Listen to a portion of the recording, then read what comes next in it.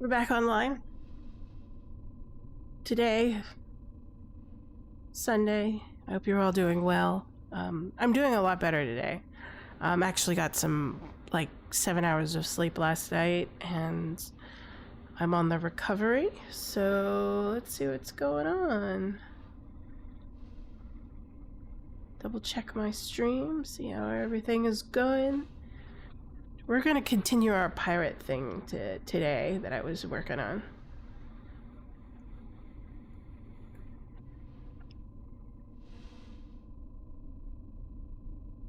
So we're gonna do pirate quests. I'm gonna explore pirate outlaw systems and grind my reputation amongst the other 3 races down to 0 and then reset with passports.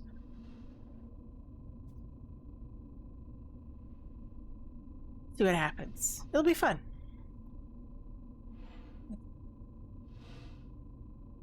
See if I can get my chat back up online. Shoot.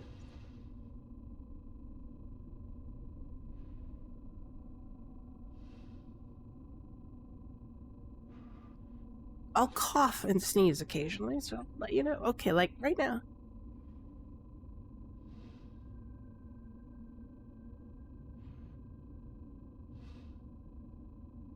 Oh boy. Hopefully I remember to mute it. So let's double check on our fleet, see how they're doing. Raid fleet seems to be doing well. What did they get?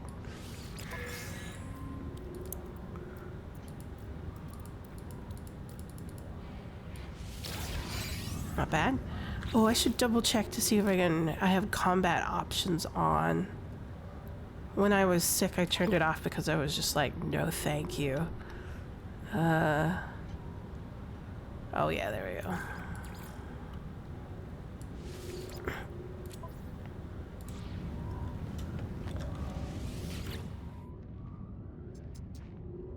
Yeah, my brain couldn't handle combat. I was just like, I'd be wiped the floor. It's just not happening. But today I think I can handle it.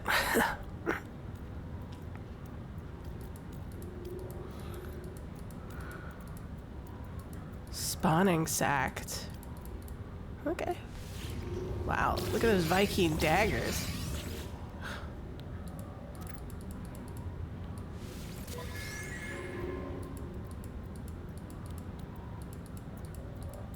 Psionic eggs galore.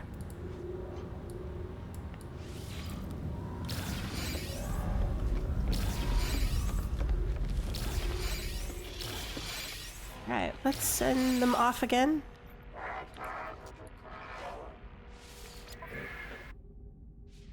Combat patrol will send that off.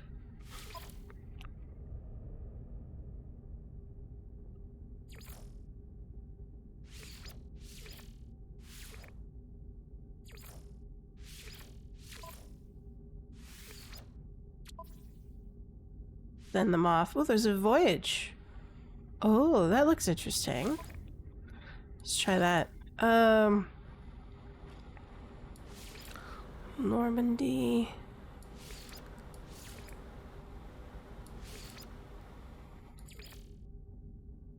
Well, she's not very good. I need to replace her. See what happens.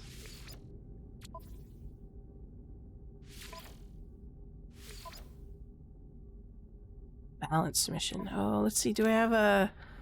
No, we'll just do the balance mission. It'll be fine. So we'll send this... These 3. Oh, yeah. Let's change up the music just a smidge.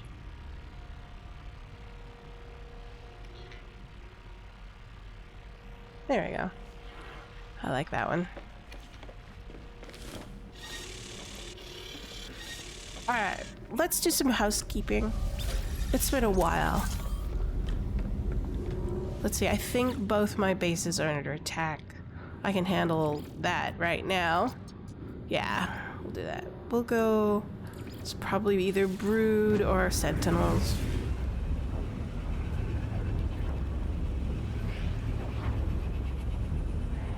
We have Kelvin. We can summon Kelvin and he'll help us out.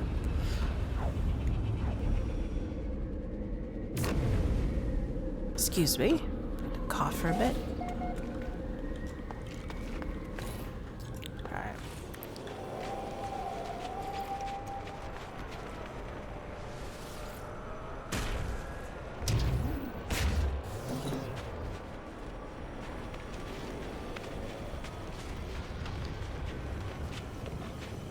Vile brood detect. There she goes. No!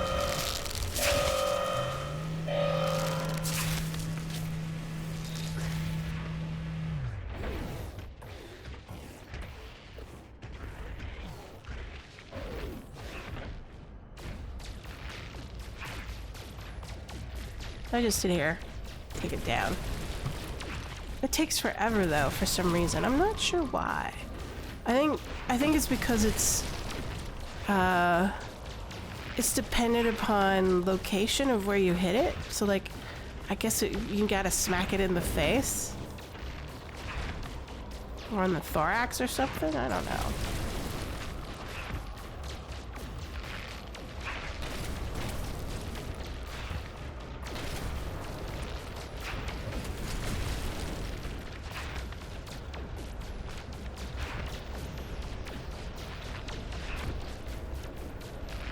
I wonder if the population goes down if it grabs one of one of Viking citizens. There you go. Swarm subsiding.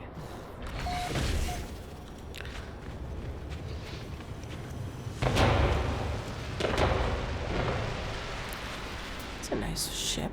What is that? It's an A-class. Nice. Alright, let's take a look at our console, see what's going on. Oh, we have a new visitor. Sure. We have enough money.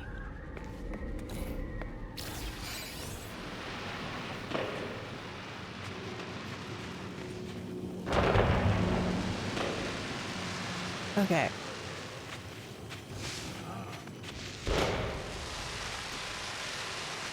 There's another thing showing up. What's going on? Oh, that's not bad. Cool. Looks good to me.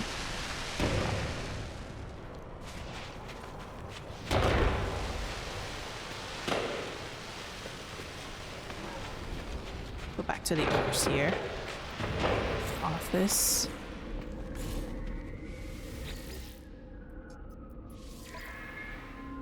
All right, now let's go save the other settlement. They are also under attack. Yeah. It's probably more brood.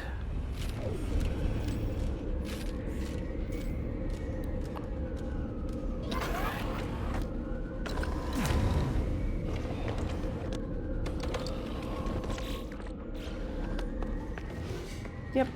Vile brood detected. It's a different color.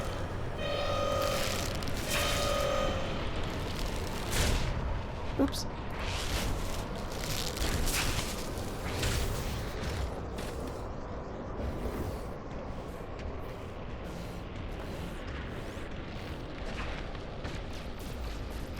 Yeah, there we go. We're hitting it in the face. Take that, vile brood.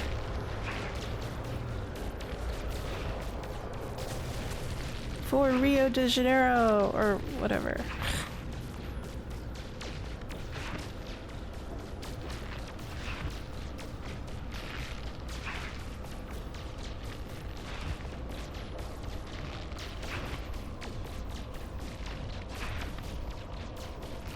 You ever watch that?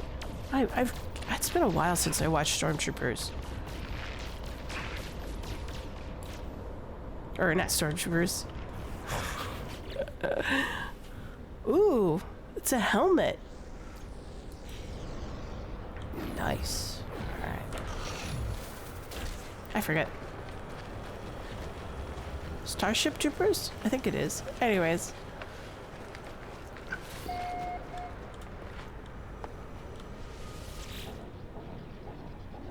Not bad.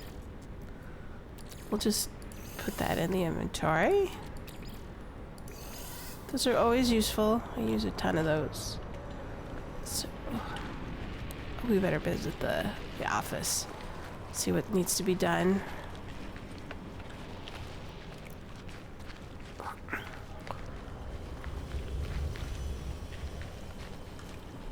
Oh, there it is. I can't even remember the layout of my own city.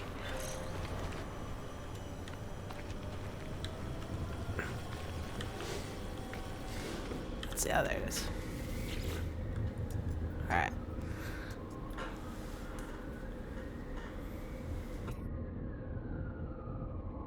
View construction opportunity.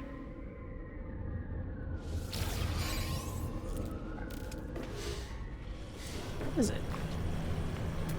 That's different.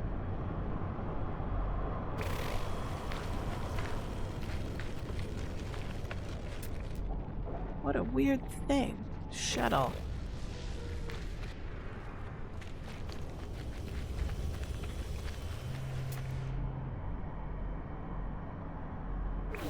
Port.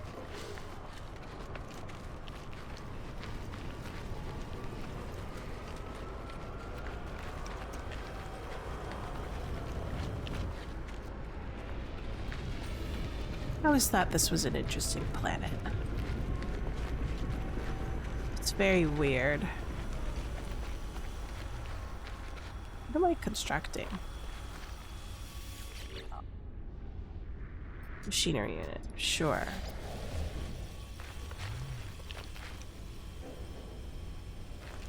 That's right, in the beginning it's pretty fast. We just got metal plating earlier. Alright. Leave that to bake.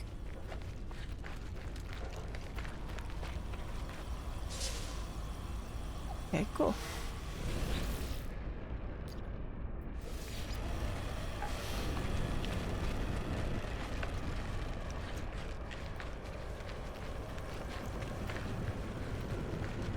I think we're fine on materials. Let's get back to the ship.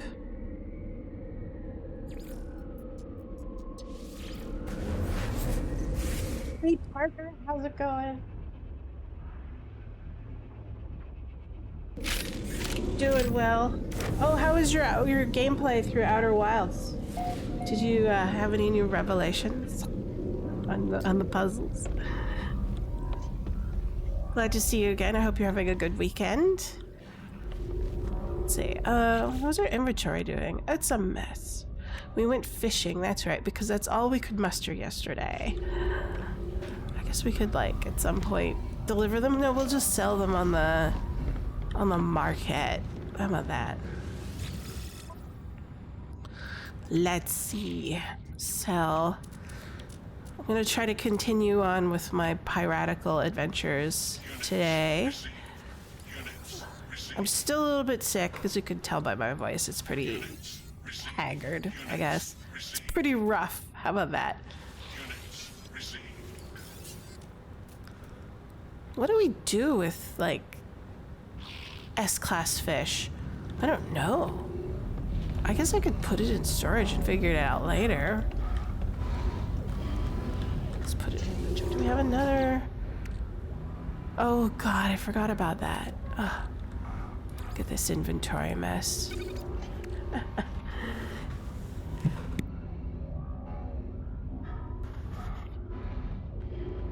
Yes, you finally filled out the whole conspiracy board in the main game. You just need to finish the DLC and then you'll be running through the ending again. Oh, cool. That sounds really fun. Let's see. We'll grab this Highline Brain. What a mess.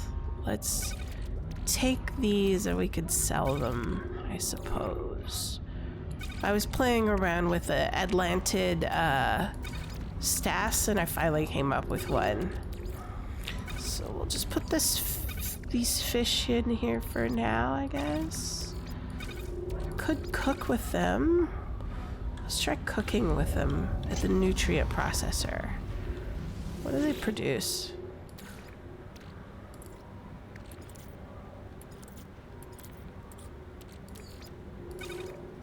Mollusk fish. I kind of wish I could see what its stats are.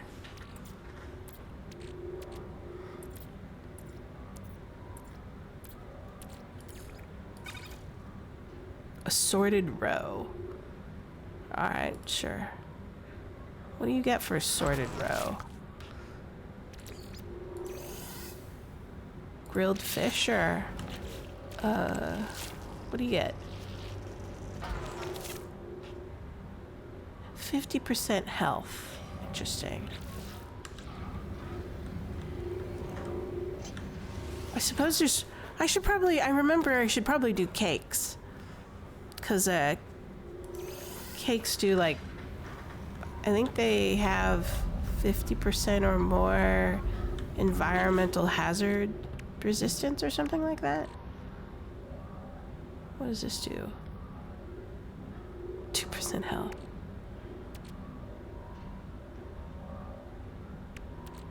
Oh, let's do the octopus. At some point, I'm gonna fill out my recipe book. Let's take a look. Tentacles. What do you produce?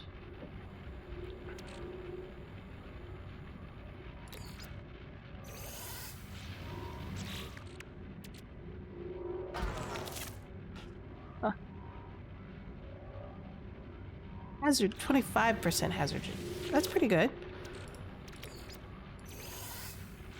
Can you overeat in this game? I don't know. Oh, okay, sure. It just lets me eat anything willy-nilly. I believe it. Filling out the recipes. There's so much. Look at this catalog. Where is it? Recipes. Cooking. It's like, that's insane. There's like, what? At least 10 pages worth of recipes that need to be filled out. That's insane. Anyways, let's take a look at what we need to do. Why is this in our inventory? Oh well, that's alright. Sure.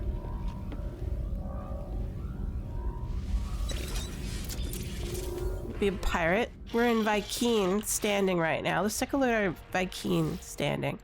Catalog. Still a Templar.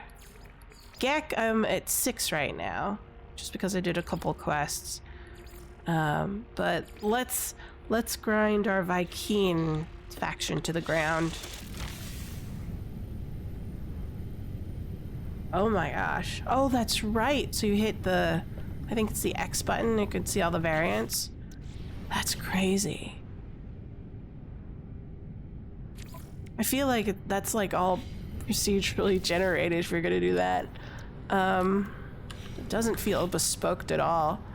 Recipes.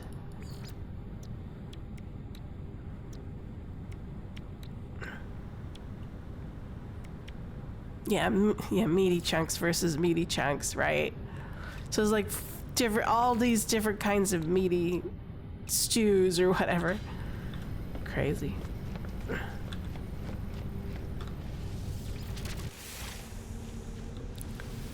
I mean, like, it's worthwhile, especially if you've, on my exosuit, I discovered this thing, which is awesome. It gives me plus 320 check pad tanks, sure, I'll take that. Let's see.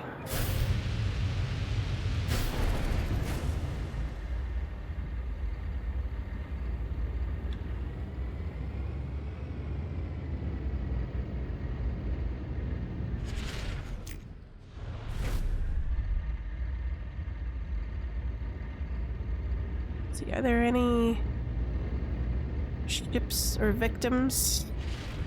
Not in this system.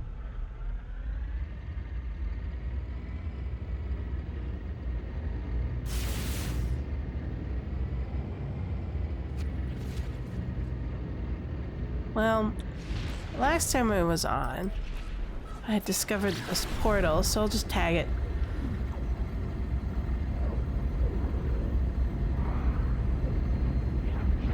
Let's see. What do we got?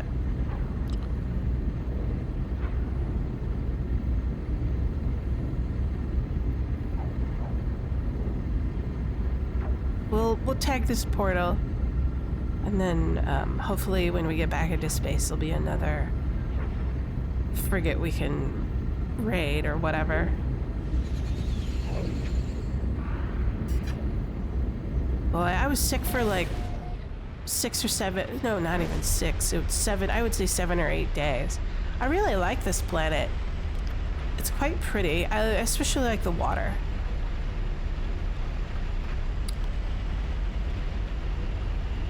It has exceptionally tiny animals, though. And a couple of big ones that lay eggs. That's weird. What the hell? It's like half in. Got mushrooms, so it's kind of bioluminescent at night. See, look at that.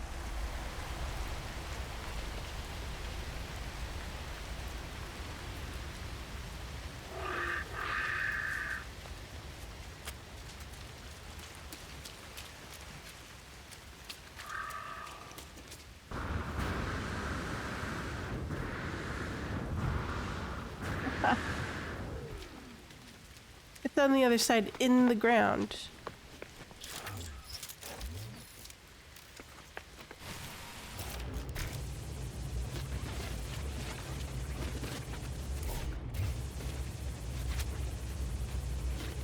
I mean, like, it's pointless for me to clean this, but it's gonna probably, like, grow back later.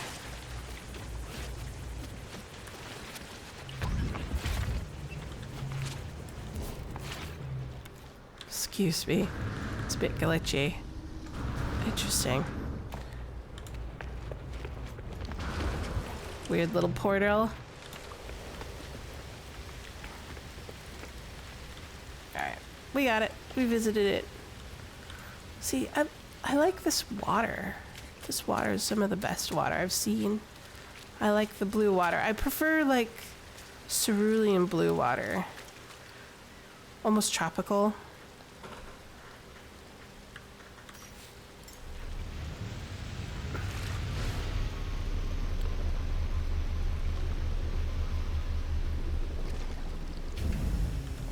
This planet could do some more mushrooms. I like the mushrooms a lot. Alright. That was a fun little explorer, weird little portal thing. I got the cords for it ages ago. I was like, oh, I should go visit it.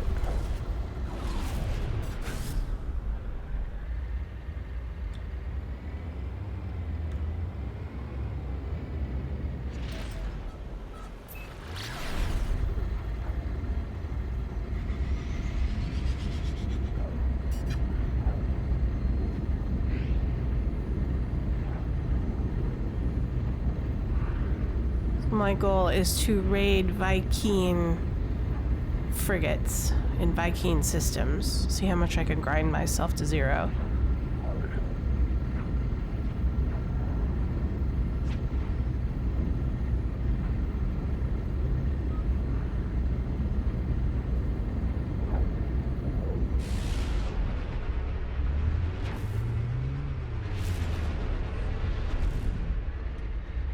Not seeing any today in this system. Let's double check.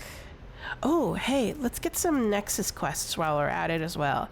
We'll probably have to do that first, because you can't go to other systems while that's happening.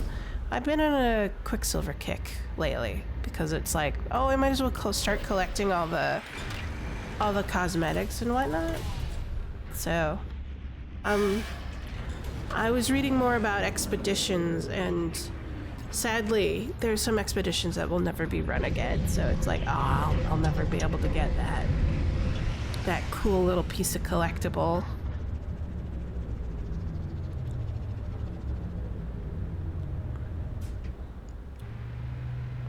But I've been enjoying some of the Nexus quests are interesting. Very simple, which is nice. It's kind of like my pace, kind of half in and out of playing this game. But anyways, I was sick for 7 to 8 days, and boy, it was pretty bad. I kind of wish I had the wherewithal to, like, call a telehealth doctor and get, like, an antiviral. It would have been... Right, exactly. You can't anticipate that an expedition will be coming back or not. Alright. Mission started. I don't even know what I'm doing. Tab. Where am I going? Starvation tactics. Alright. Reach the compromised facility. Alright, will do.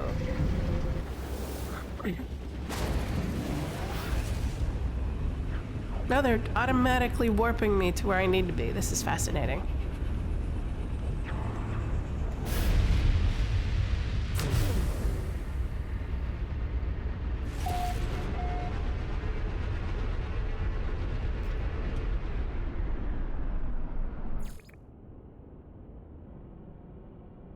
Alert.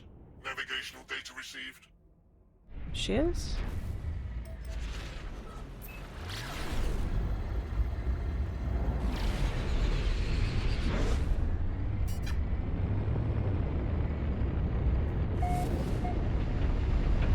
Like I have like a couple of which figured out which it is. I saw a couple here. There it is. So it's either probably this one or that one over there. I'm thinking it's this one. Let's see. Let's test our new weapon. Our new multi-tool that we just built. So right now we have this. So it's in slot 1. This is slot 2. I should put this in slot 3. Yeah, that should be good. There you go. I don't think it's very powerful, but it's interesting. I was just playing around with it.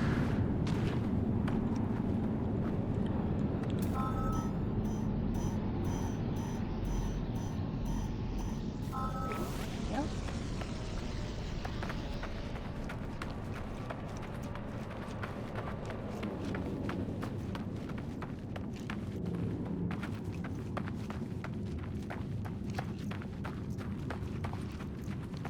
Expedition has 2 has come back 3 times. Wow.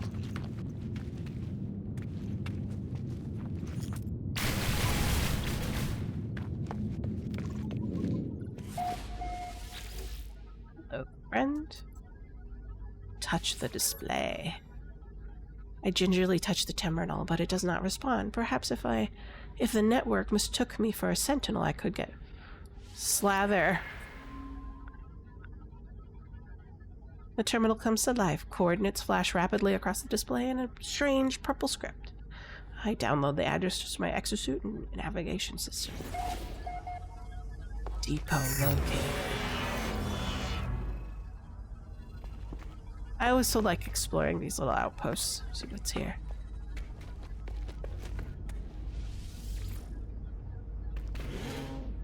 Whoop.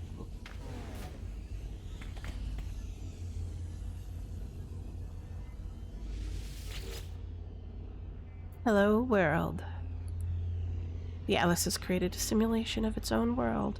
It ends its entire existence in an attempt to witness its own impending death. It wishes to show me its past, its future. I like these holographic rooms. They're pretty much the coolest ones I've seen.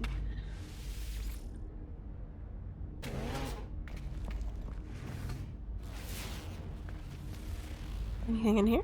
Search. I feel like I'm a hobo every time I come into these places. And I like search everything.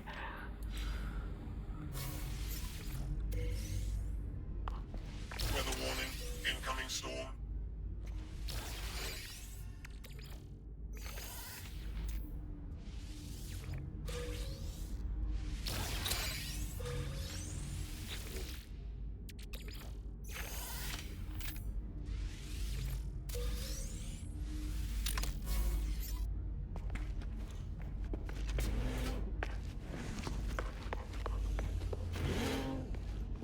like walk into a new town, searching every barrel and trash can.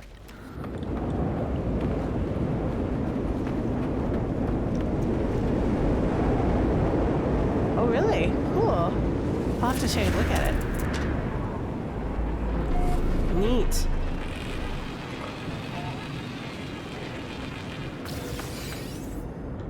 $7 minutes? Alright. I'll hit up the...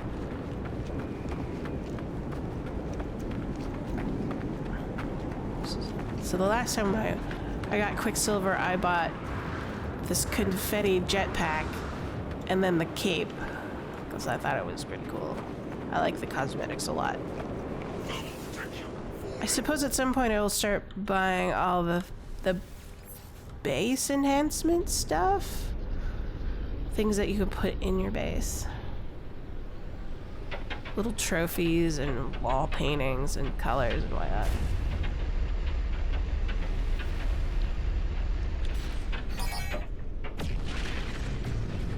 What's going on? Cool. Sure. I'll take it.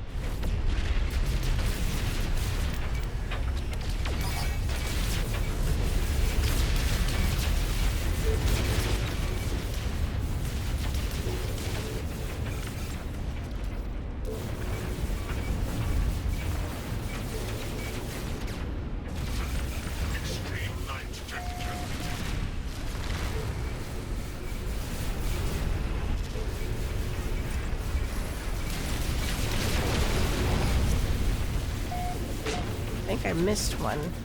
Oh, it's gone already? No, it's not. It's just something's weird. I think it's glitched out. Extreme night temperature detected. Yeah, it glitched out.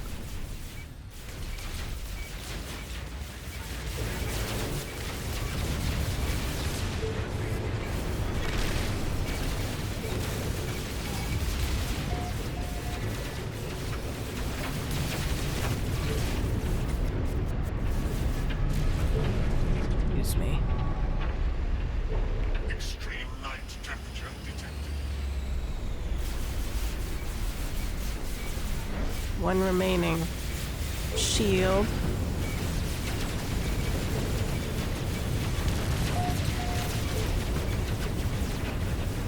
I'm probably able to hit it. I think I have to probably approach it from a specific direction to be able to see it and not have it glitched out at the same time. Let's see, where's that shield? Is it on the other side? So every time I approach it from this side of the ship, it kind of just disappears.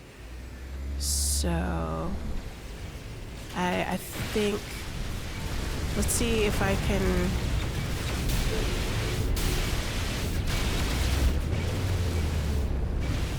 So I think this is atmosphere. Yeah, so there's like this atmosphere issue. So if I approach it, there it is. It reappeared.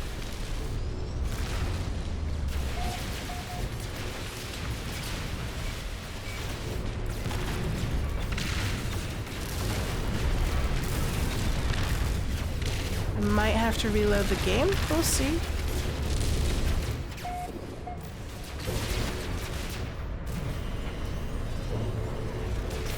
See how stuck I am. Extreme night temperature detected. So it's a issue of the atmosphere and probably the storm. So if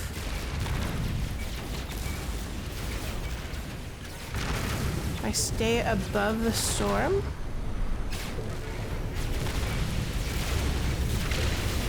like right here.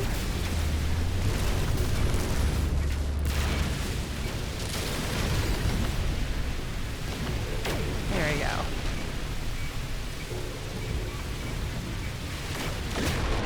Perfect. What a weird little bug that's going on.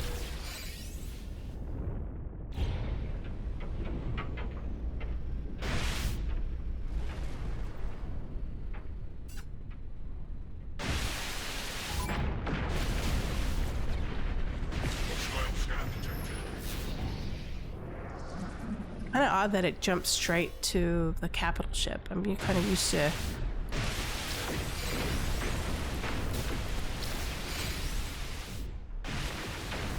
There we go.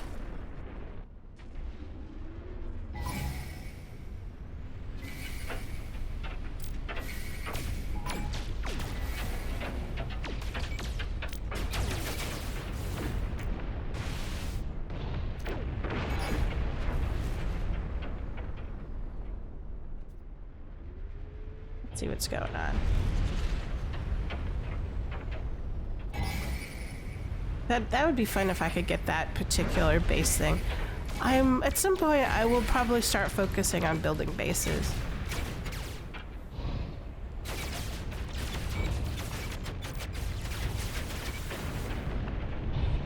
Then maybe I did find a YouTube channel called Coffee and Corvettes. I thought that was really cool. And it'd be really fun to like go visit one of their meetups and take a look at all the cool Corvettes and what they look like. But I don't know if I'll have time for that because they have it at specific times. Did I complete the Nexus quest? Hold on.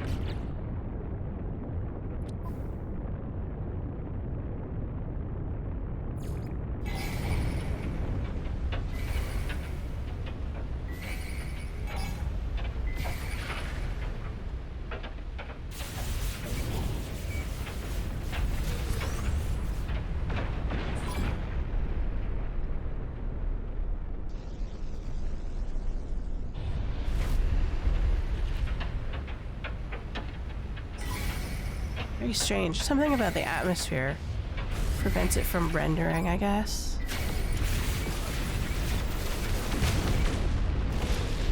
Really glad I got those S-class fighters as a part of my squadron. They're really good.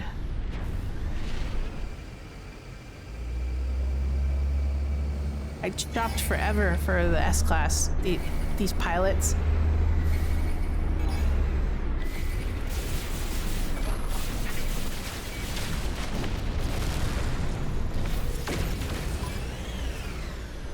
So far, I've watched 2 of the Corvettes and Coffee videos on YouTube. One was about like bikes, like motorcycles. That was really cool. I didn't know that they used Blender in order to like highly fine-tune how they place all the components in order to create shapes. I thought that was very fascinating. So that's why some of them were able to get like Corvettes the size of a character. And it looked like a real bike, right? It was really cool. And then, of course, I guess they're called vanilla builders. So they don't use something like Blender in order to craft or create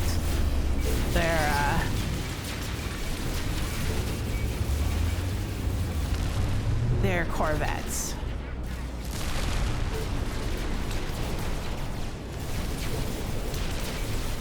So a lot of these require external programs to hack. Ah, okay, so they're just hacking, I guess. Glitch constructing? I don't know, I think that's the term.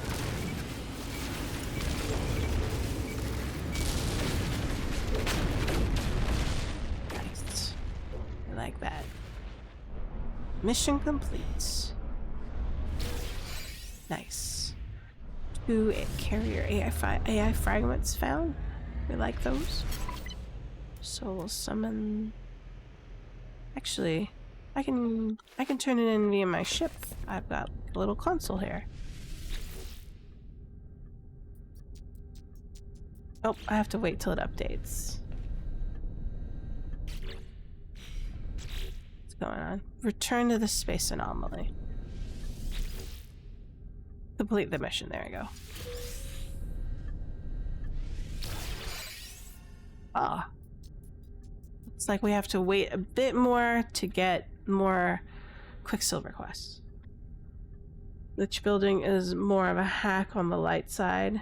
It doesn't require an external program, modifications, but it's using the game tools in a way that's unintended, right? I thought that was very fascinating, though.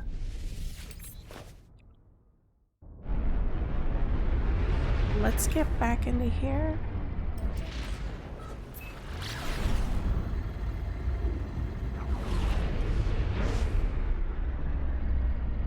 Looks like we'll have to wait more time, I guess, to get more Quicksilver quests.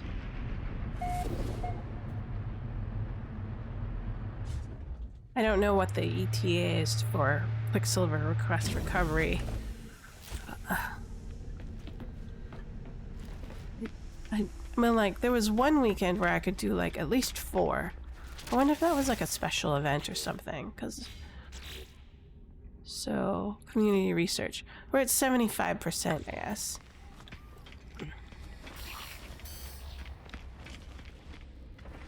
We're at a GAC station? Yeah, we're at a GAC station.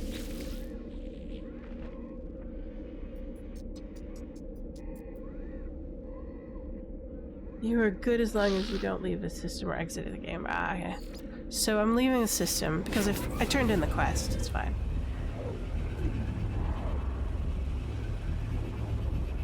And there's no more Quicksilver ones, so it's the ones that I want to do.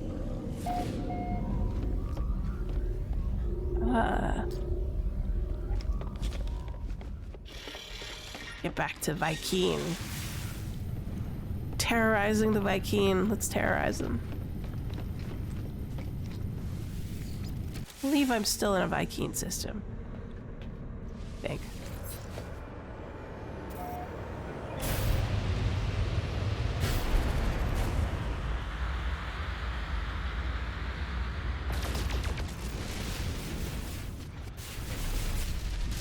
Up to 4, right. I don't know how long it takes for them to recover, though. It seems like I've done a couple in the last 24, so probably have to wait a little bit more time before I can get some more. Oh, there they are.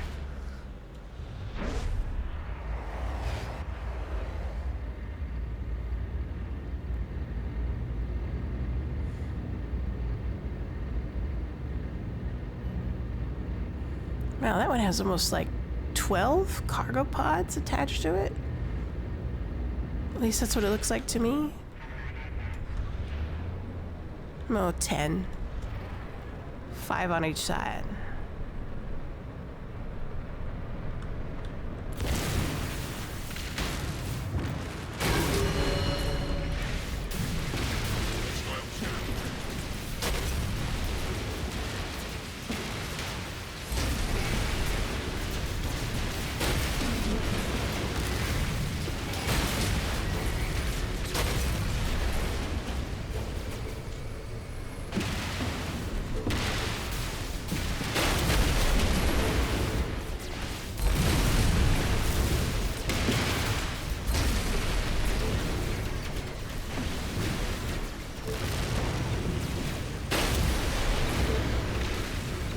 Cargo pods. Keep freaking get any modules.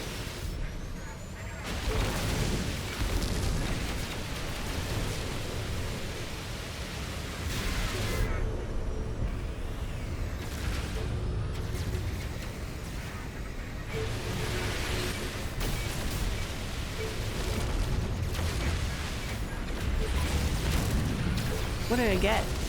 A salvage hyperdrive upgrade. Alright. What's this one? This one looks like it only has... Is that 8? On one side? So 16?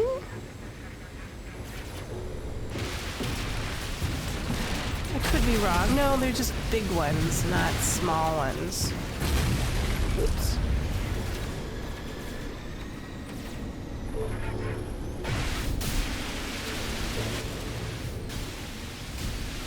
Does this count?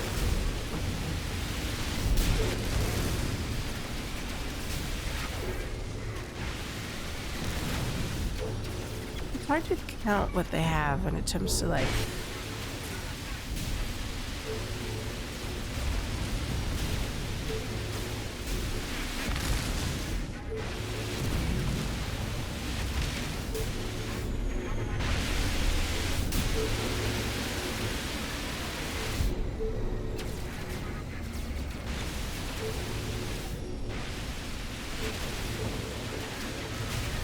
Where's the hot spot on this sucker?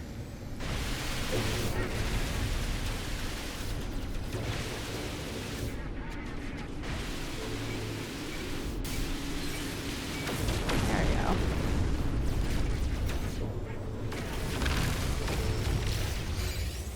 we go. Salvage exploration unit. Interesting.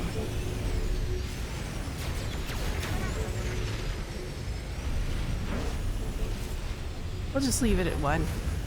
It's not getting through my shield, so we're fine. Each day 1 recovers. Ah, a maximum of 4. I see. So when it comes to the Quicksilver quests, I can wait up to 4 days before doing it.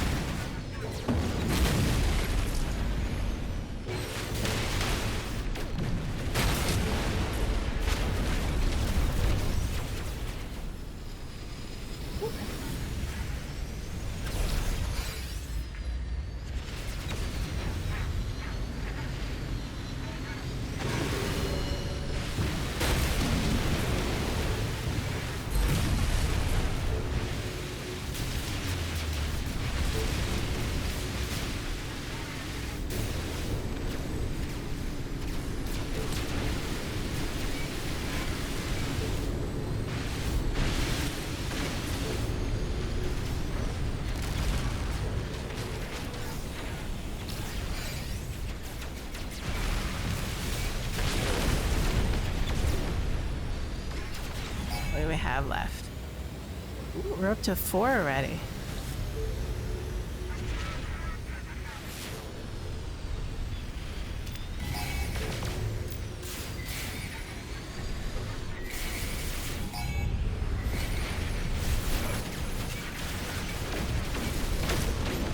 Ooh, got hit.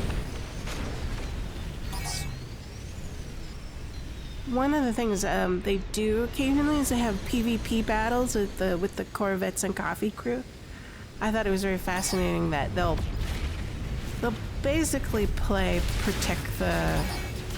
They'll do something like this where they have a capital ship Corvette and then fighter Corvettes, and then you can kind of take them out. Yeah, they do count, but. I'll probably attack them later. I'll shoot them a try, I'll see.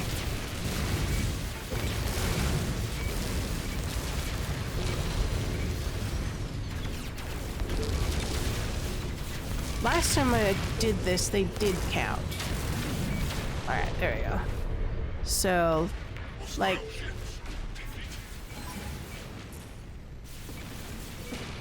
Yep, there we go. I'm getting nanites for them. Interesting.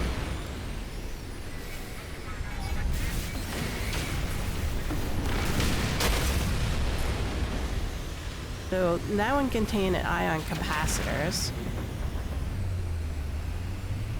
It's only 2, so I'm gonna... Where's the other capital ship? There it is. It's all the way over there.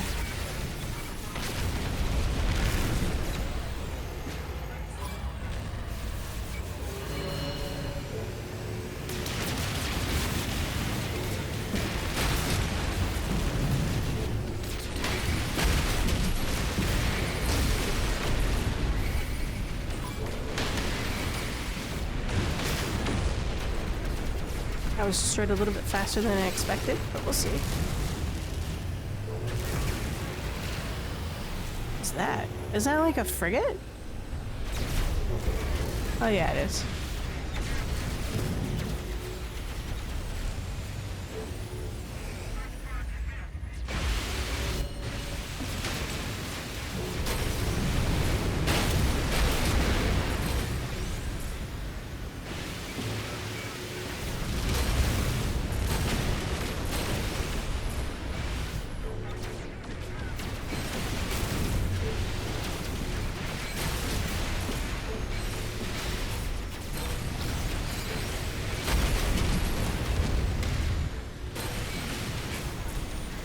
looks like they're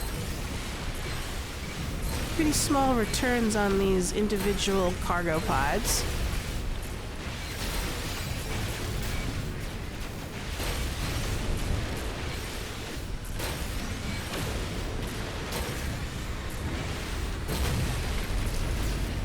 But we're pirates. Important to storm.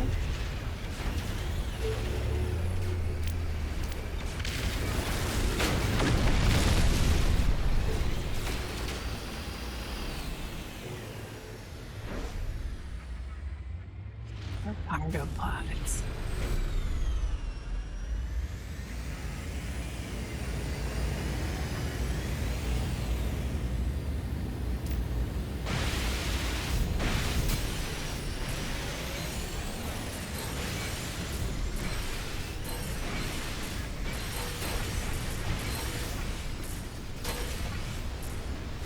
Chromatic metal. Okay, so they pretty much the random loot table's pretty much it's pretty wide for the whole game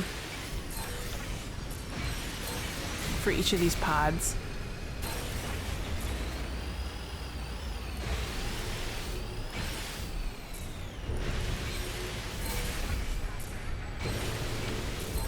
What is this? Oh, you can't attack that.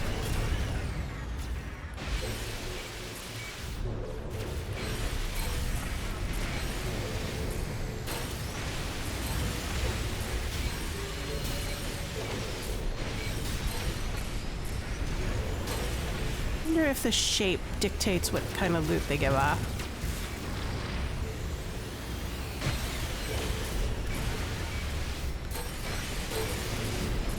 Yeah, I think so. Like the ones with like lights on the side, they seem to give off nanites. Like, so that one looks like it's gonna be some sort of high-tech stuff. No. I was wrong.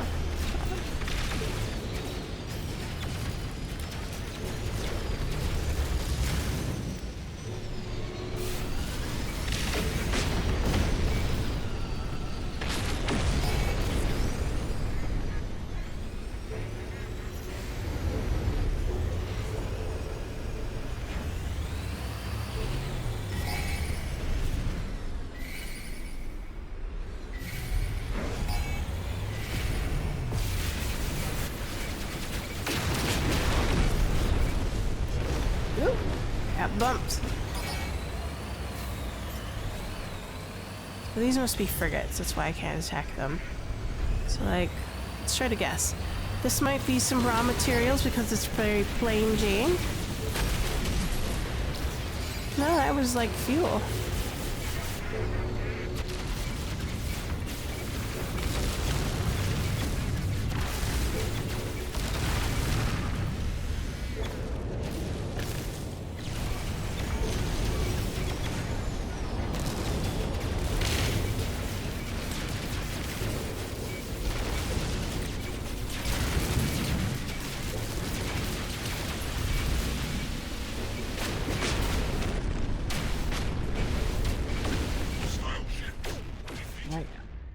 Now we have much more of those AI fragment carriers.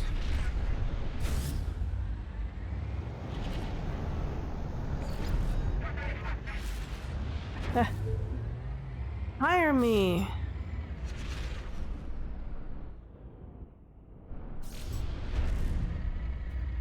You'll look at him falling.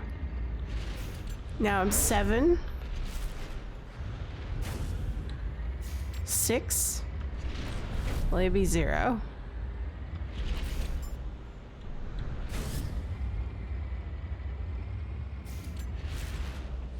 4.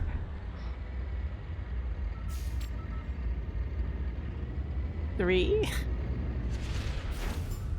2. 1 good raid and you're just grounded to the nub when it comes to faction. Haha, now I'm at negative. Let's double check. Now I'm an enemy. So they probably will attack me on sight now? Let's take a look. Oh, negative 15. I am an enemy. But we can always go to the base and reset that. Alright, let's see how it works.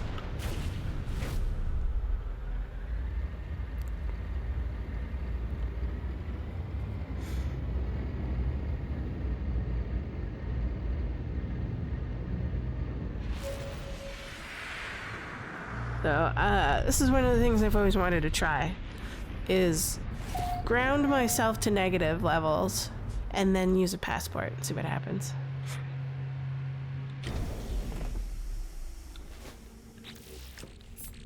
Where is it? There. So I do have a bunch from all those quests. Let's take a look. Oop, excuse me. Alright. Get back up here. I don't know who's this pirate you're talking about. I'm someone else. See? Here's my, Here's my passport. See? Cool. I have so many people. I know. Well, I did all those, I actually have 2 stacks of those, so,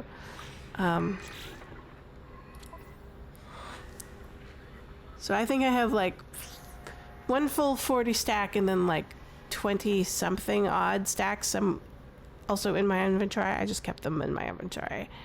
Let's see. Let's go to catalog guide. I'm neutral. So it set it to 0. All right. So that's what I was wondering. Does it reset to 0? Yes, it does. So that's cool. So let's select a Viking one and grind ourselves down. Now I'm just neutral. Interesting.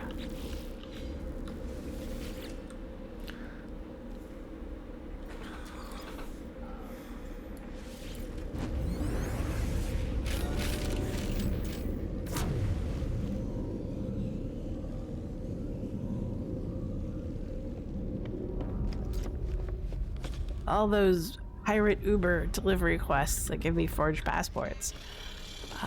Let's try visiting a Viking system.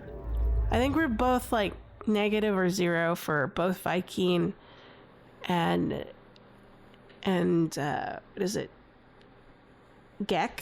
So now I'll go visit the Korvac system. See what happens. That one's okay. Red.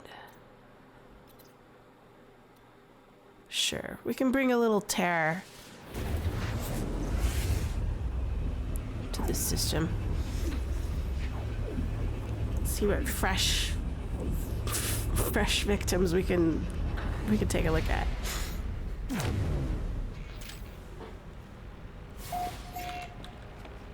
First contact. Really? I suppose I should never be surprised at first contact. What do we have?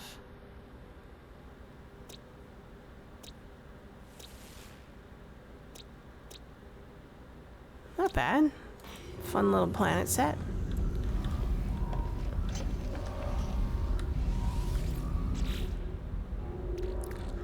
Let's see. Oh yeah, actually I have 30. There we go. That's how much I have right now. It's pretty insane.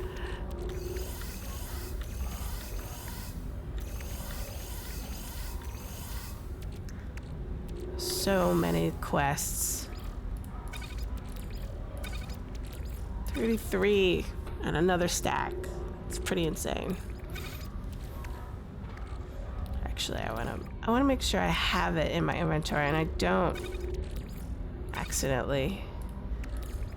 These are things I want to keep in my inventory and not take out. So I'm just gonna stick it there. Like this. I keep on getting more stuff. I think I have like oodles and oodles of. But look at this. So what did that attack yield us? It got at this stuff. This is good stuff. Is it always S-class when you attack? Huh. Fascinating.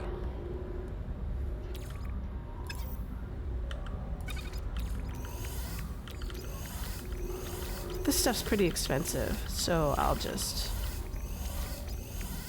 put it away.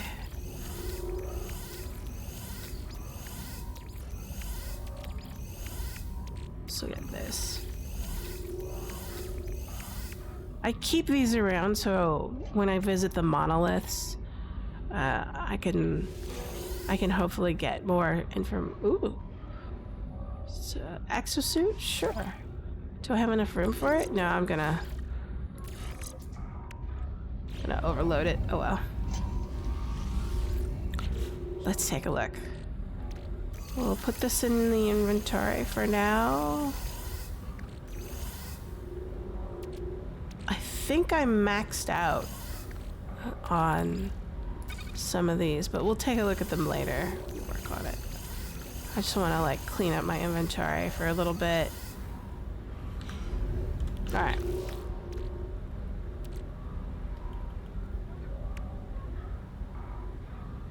That should be good. Let's go out and terrorize some Gorvax.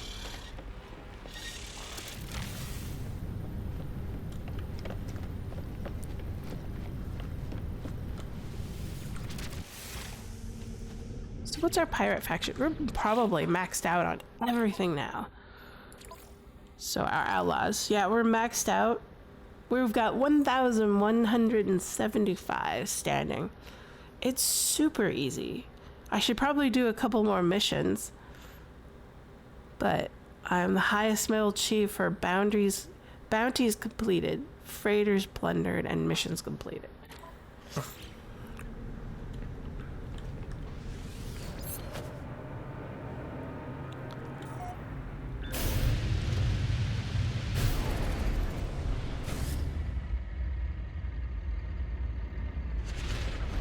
I thought I'd be maxed out. Wonder why.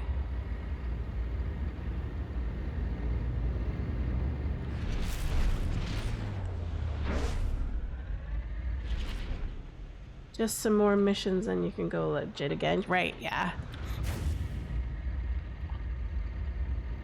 So I'm gonna... That's a lot. No, that's not too bad. That's like only 8. Oh, interesting Corvax.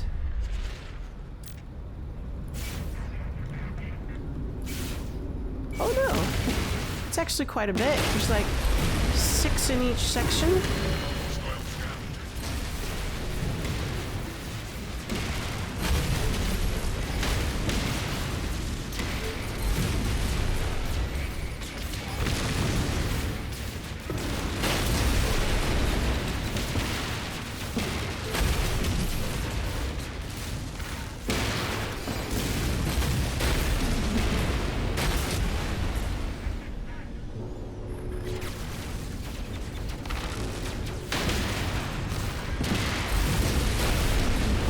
If I use the phase beams, I'll destroy the ship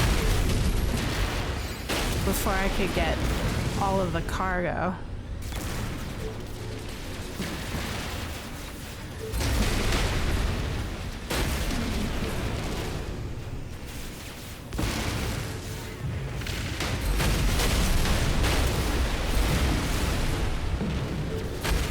There we go. Wow, there's a lot of cargo pods.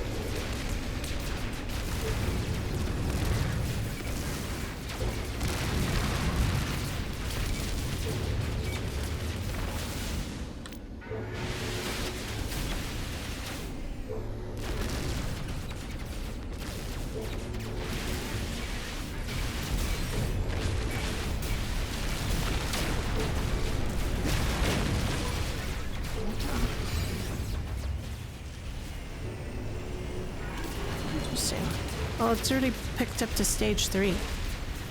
Interesting.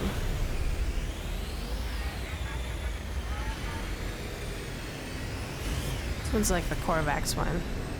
Or the Viking one. Excuse me.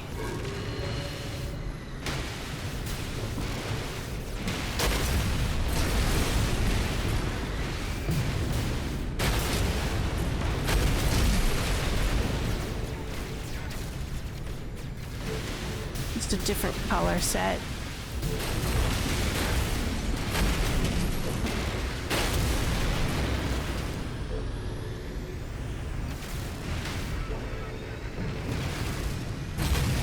There we go.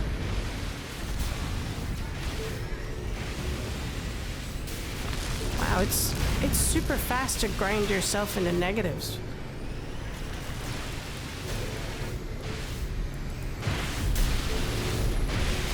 But it's also very profitable from what I can tell.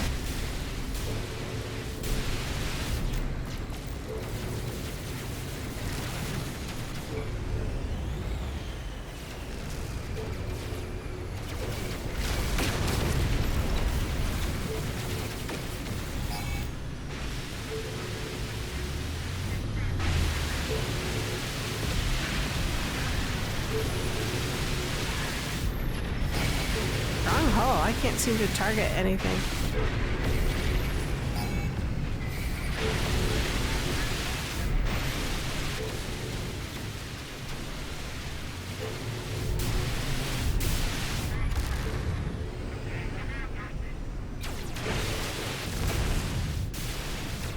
Could be bugs.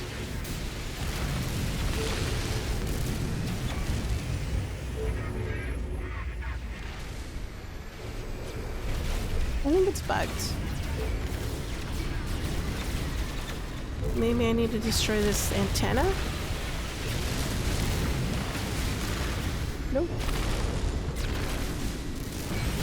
Ah, there we go. Sometimes I wonder where the hot spots are for destroying the ships.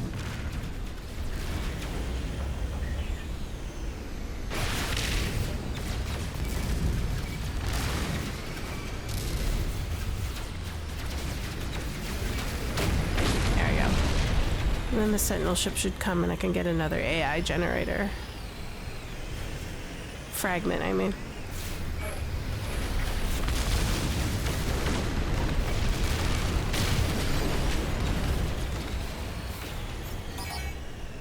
Let's see what else I got.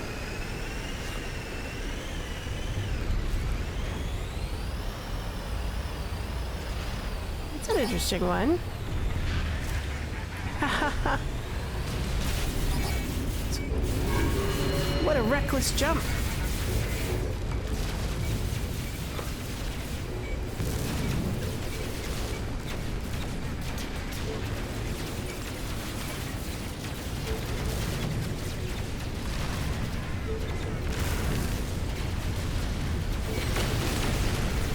Oh, it did get intersected.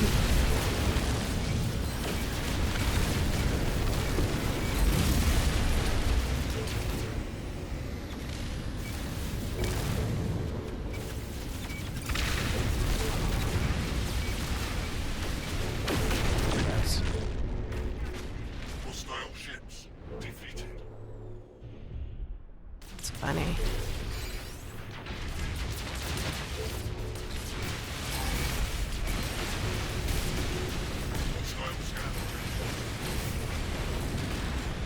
We don't have very many. Ew.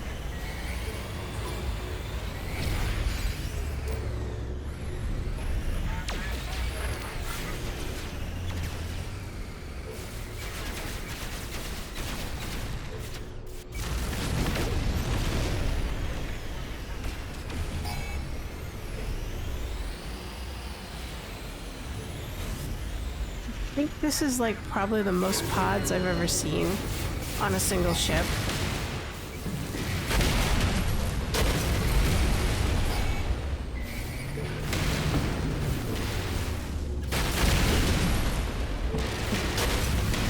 It has like 3 sets of 6.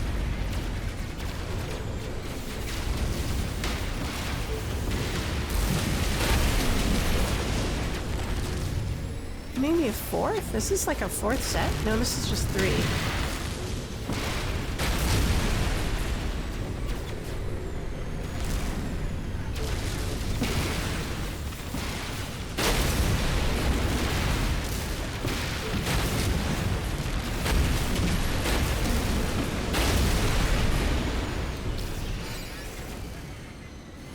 Mostly fuel.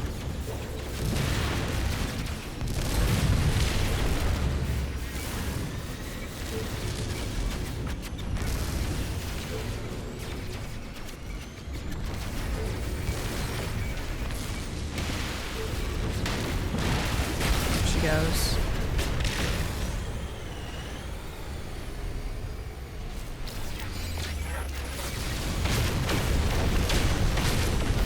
Oops. Collision. Collision. We're about to get a sentinel ship again.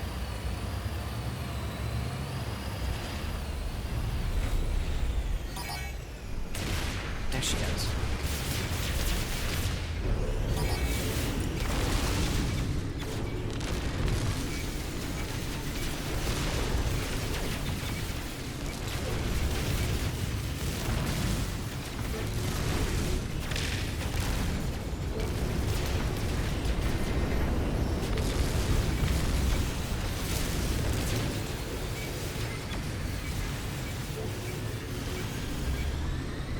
Get all the shields? Yeah, we did.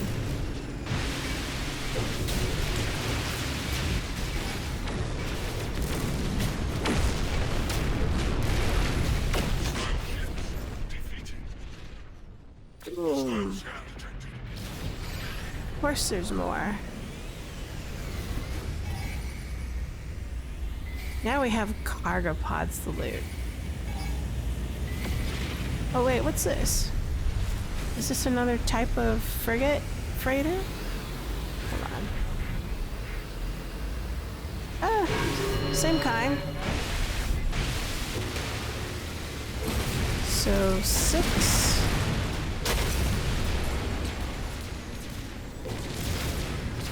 Oh, this one doesn't have as much. Oops, excuse me. What? Need to reorientate. So that one had 6. And then I think each of these ones that are round are also cargoes, holds. Yeah.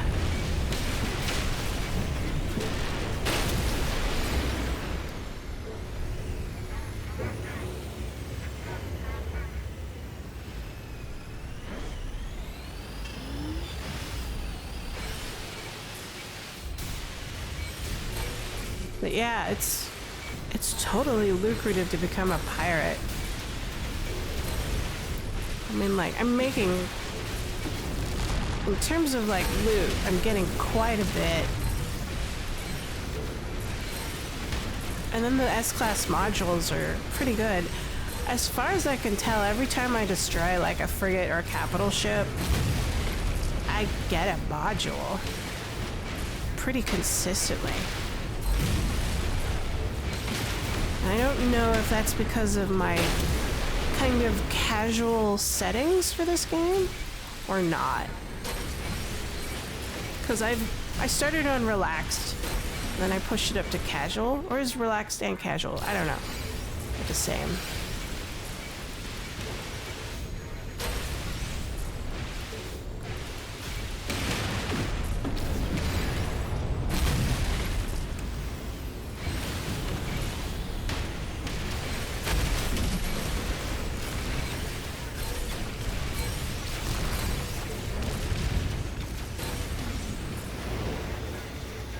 We'll see.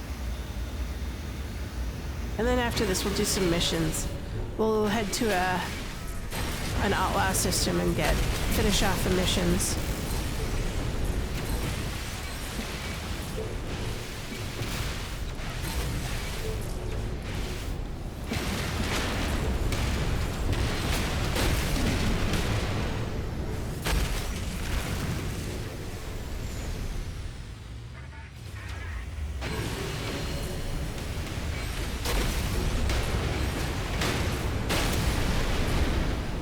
Magnetized ferret for that set. Interesting.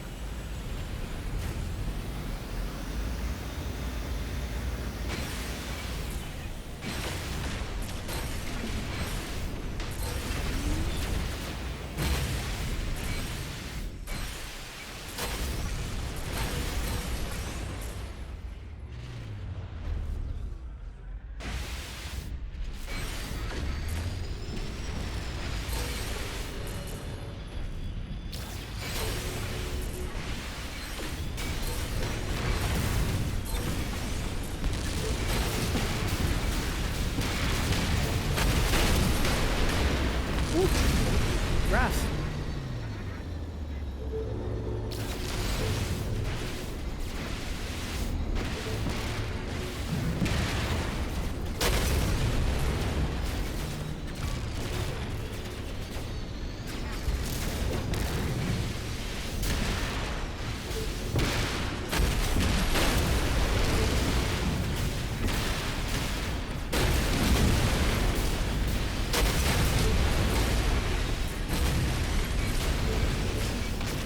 Goes. Why I invested on all those shields. Shields, I think, is a must for when you're doing raids like this.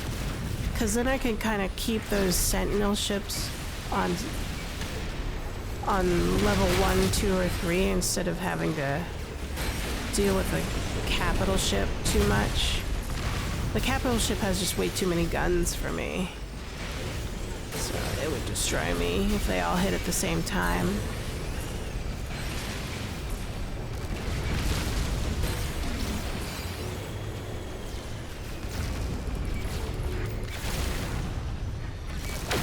That's a nice one. It's like an almost X-Wing TIE Fighter-esque one.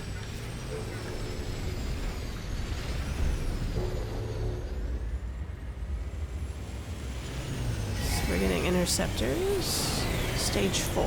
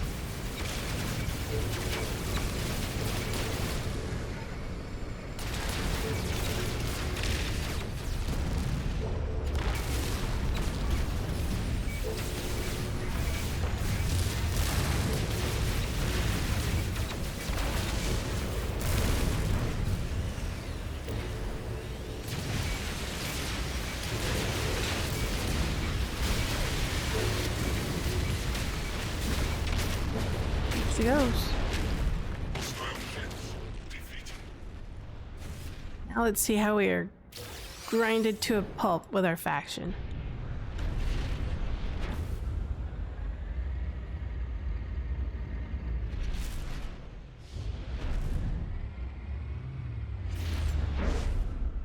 He goes.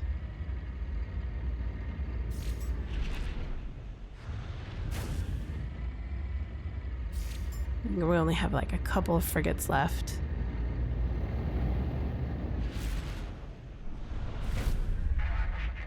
Here.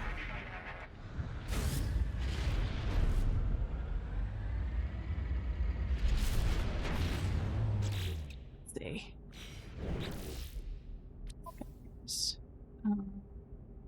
Monologue. Slowly dropping.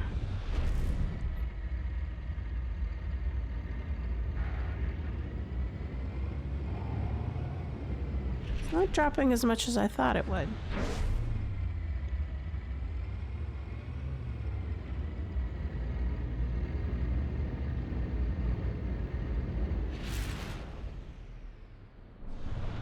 Well, I guess I'll finish off this set.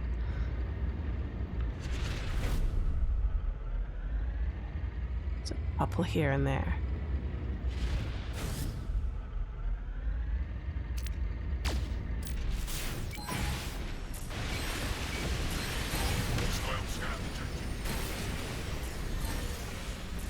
Hey Dirk, how's it going? I'm being a pirate again today.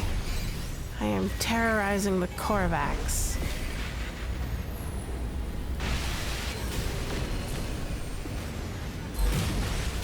I feel a lot better, which is always nice. That's a rock, not a cargo ship.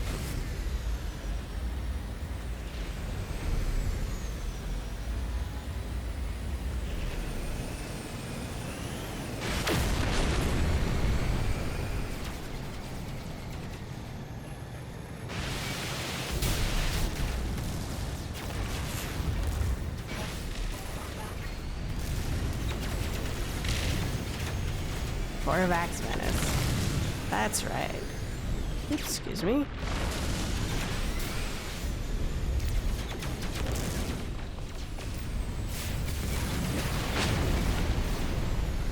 There she goes.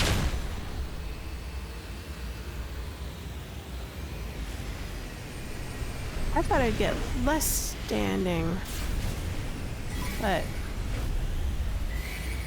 after that set, but I guess I was wrong. Let's do a couple missions.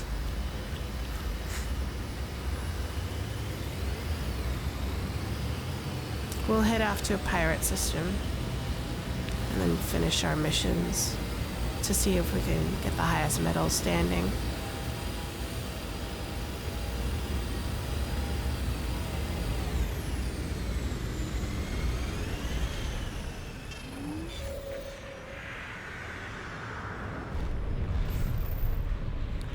Let's see. What did we end up with? There we go. 22. We grinded ourselves pretty far down. We're -2 here because we used a passport. 6 or 2 here, 6 here because we used passports with these guys. I'm not pirate, and I'm just Jane Smith. All right. Let's see.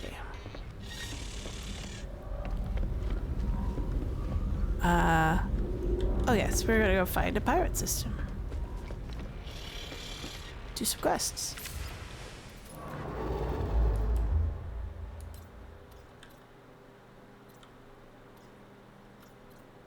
There's one.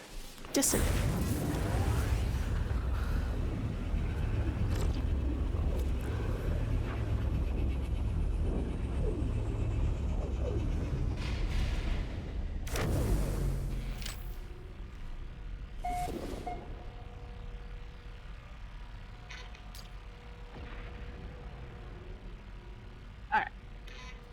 Am I in a new system? Let someone else discover it. I'm falling. Bad? What is this? Overgrown. Boiling. There's our dissonance planet. Looks almost... No, it's not glitched though. Excuse me, I'm drinking tea.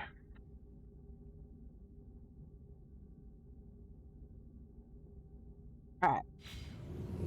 Let's head out to the space station and grab some quests. Or, well, a quest, because you would only grab one quest per station, which I find ridiculous.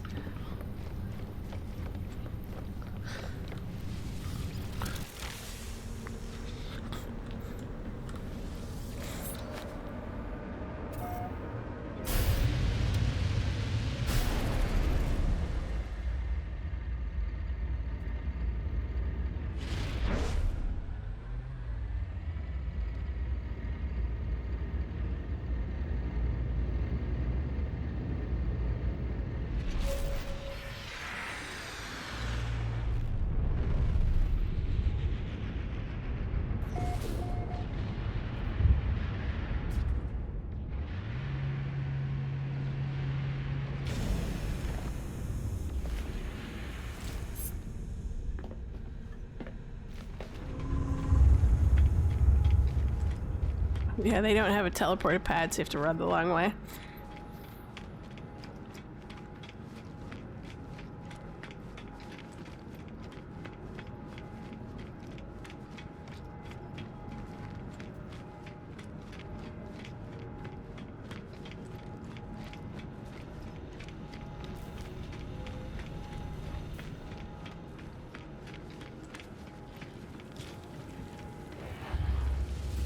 Hello, Bounty Master.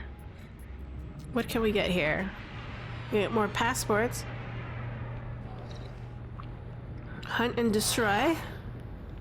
Let's do hunt and destroy.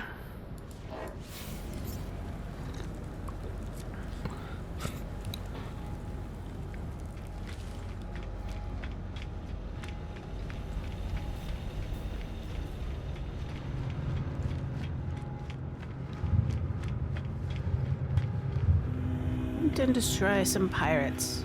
It's pirate on pirate action. Wait a minute, that came out wrong. Don't take that the wrong way.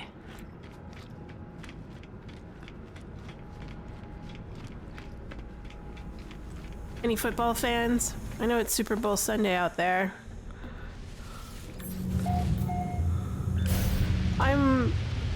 I'm from Seattle area, so I have to pay attention.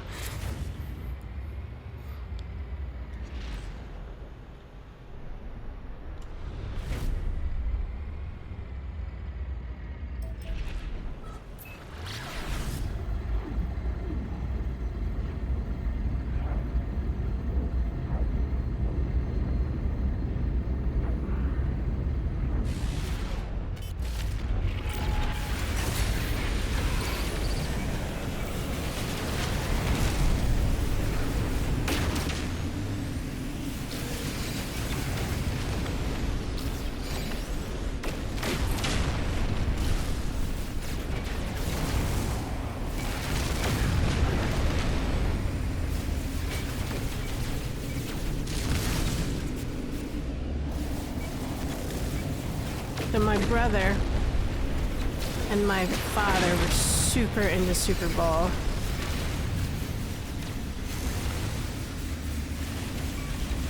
And football. And so when I was younger, it was a big deal in our house, and so we'd watch it. Actually, every football game was a big deal, but you know.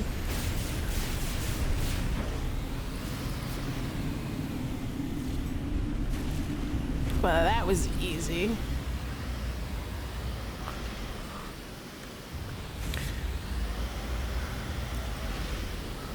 And my brother growing up, he played on his high school football team. We'd go to games as a family, like my parents and my cousins. You know, show support.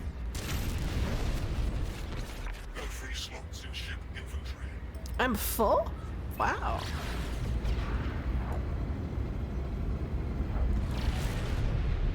Guess I should sell.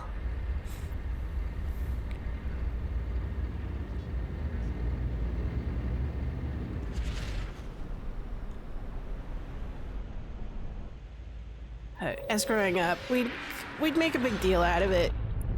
Super Bowl, we'd gather family and friends and have a cookout.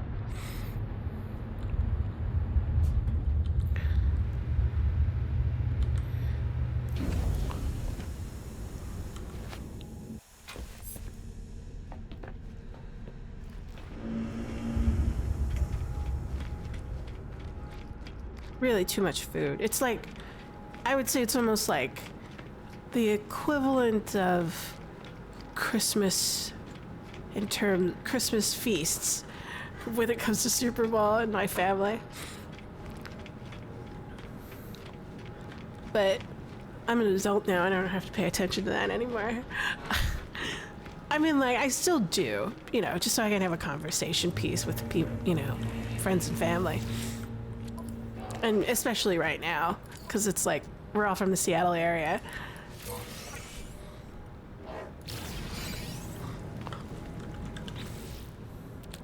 Alright, let's take it. Alright, let's sell shit.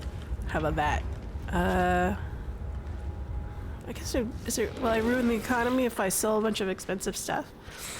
Let's find out. We need to sell that. I want to keep my passport.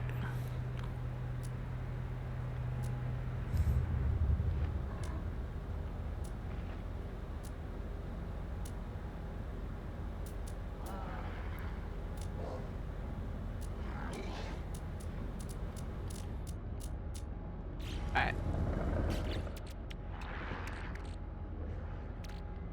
Oh, it's mostly this stuff.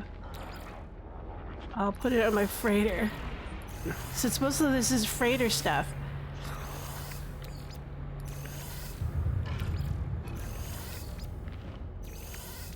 Like these comet drops? No, those are just trade stuff. Aren't they? Yeah, they are. Hold on. The entity. Offer to trade. Ginormous metal cogs. Take all of them, please. Product received. Oh, no. Other way. I bought them. I didn't want to do that. Dope. Switch inventory. There we go. I don't need those. Received. We'll open those up. We'll do that. Units received. There you go. Units received. Units received. I want to keep the Geknik just in case. Capacitors can go. We should probably put that in the bank. Oh.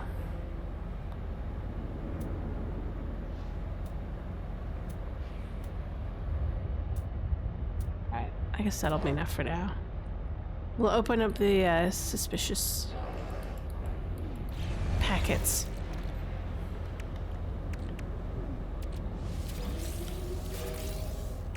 What did we get? Plasma launch. Do I even have, like, room for one? No, I don't. I think I'm maxed out on my S stuff. Yeah. Let's see. Is that a plasma one? It's a phase beam, but I'm also maxed out on phase beam as well, so no. That one's a suit fragment. Oh well, that's it. Let's get more quests. I think we need... What do we need? We need log, catalog, outlaws, one more mission.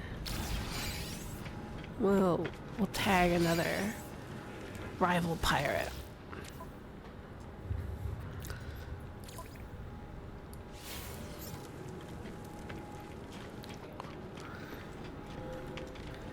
But according to what I've read so far, the odds of the Seahawks winning are somewhere between 50 to 60%. I would say around 60. And the last Super Bowl I actually went to was a Patriots versus or was that the playoffs? I can't remember. Anyways, was versus the Patriots. That's the last live game that I remember going to. And it was like one of those weird ones where they were... I think the term, was it Deflategate, was a big deal because one of the footballs was partially deflated, giving the football an easier grip. It was crazy. I mean, like, and that's why the Patriots won. I have no idea how football conspiracy theories work.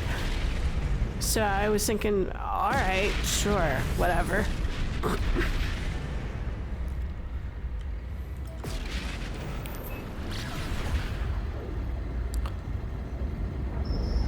Suppose I should look it up.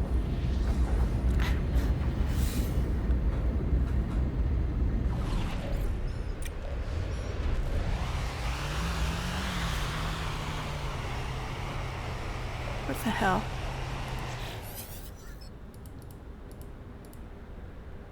Sure, take it. Get out of my face. I'm trying to hunt for pirates. Log.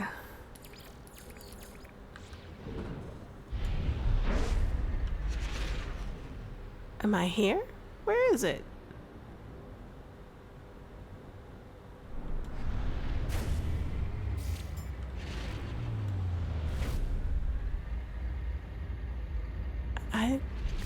What happened? Did the distress signal bork my mission? I think it might have, cause like I'm not seeing any markers or anything.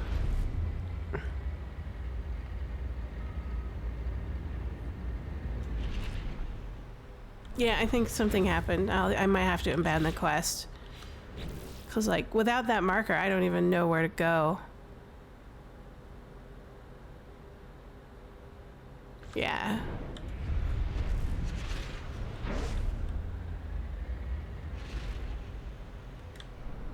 Yeah, I'm not seeing it on any of... I'm not seeing it on my compass at the top of the screen. And I'm not getting any kind of a marker, so I'm just gonna have to abandon this mission and then try again.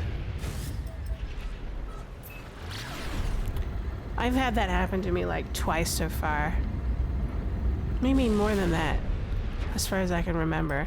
It doesn't just have to do with these missions, but other kinds of quests.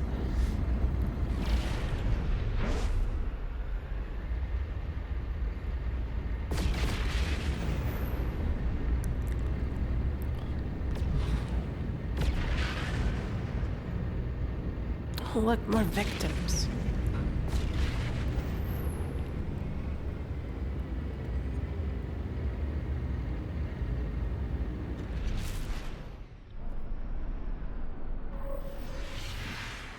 Apparently, there are like groups that have like fishing derbies as well.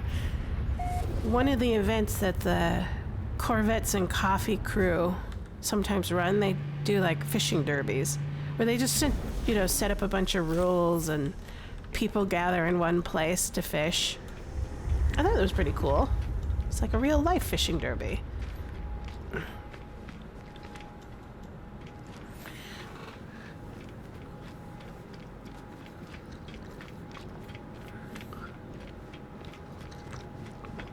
Yeah, we have fishing derbies in my town. Usually separated by age group. And whether it's freshwater or saltwater.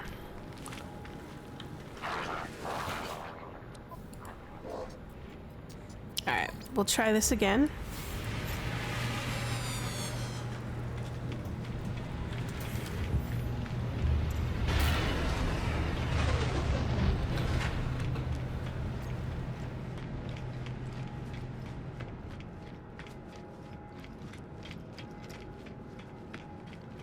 And then there's, other than the PvP one, where they have like 4-on-4 Corvette versus,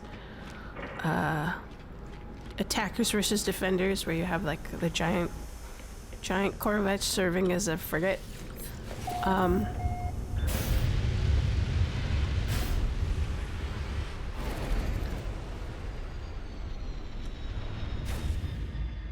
So I've seen. They have race worlds. That's pretty cool. I think if I did anything in terms of base building, I would probably do a race world. Or a carnival world, where you could have like mazes or fun things to do when you're there. I really love miniature golf, so maybe I don't know if I could do like a miniature golf course in this game like you could do in other crafting and building games like Minecraft.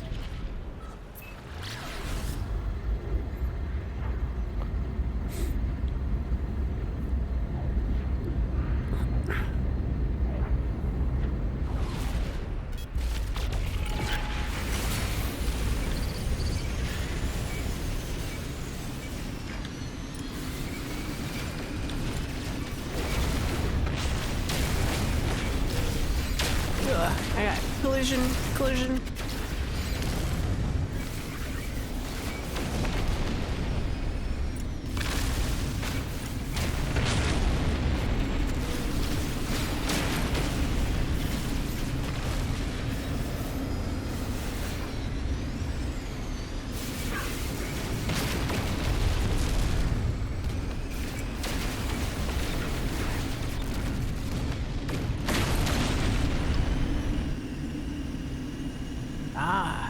Raiding entity.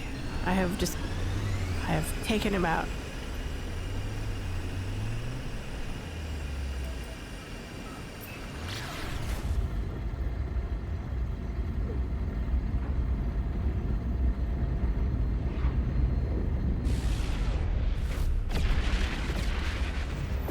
I'm looking for victims. We'll handle you later. I'm supposed to do this quest.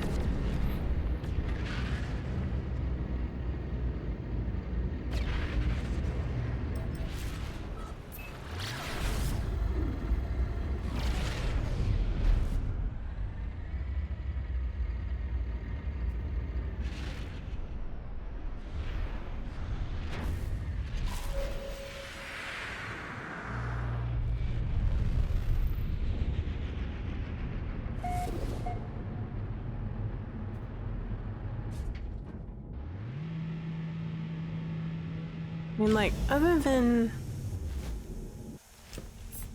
mazes, what else could you do as a kind of carnival-esque thing?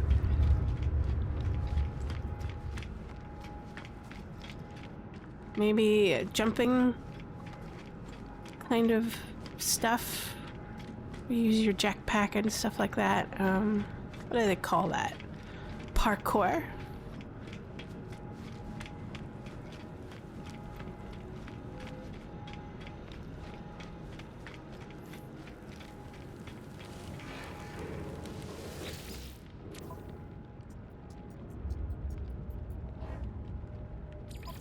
I like walker brains. I don't know what they're used for anymore. I think I've only used them once. A couple quests as well. Let's take a look.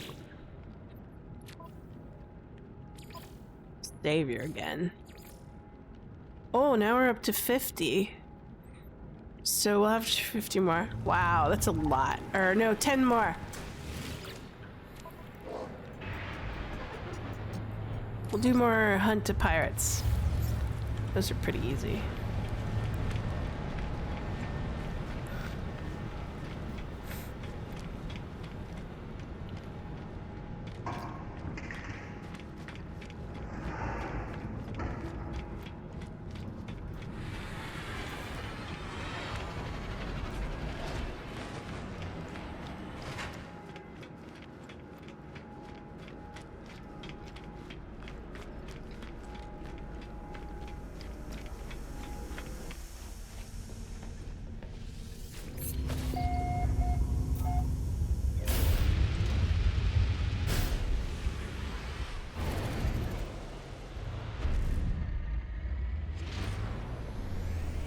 Yarr.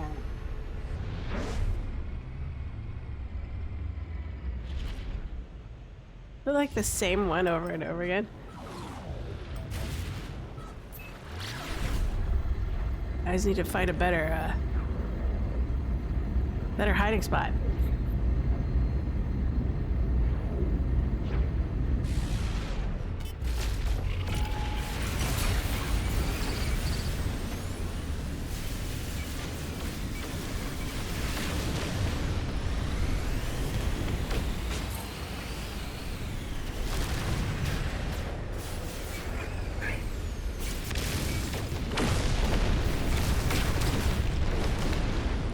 Yar! Arr! Take that!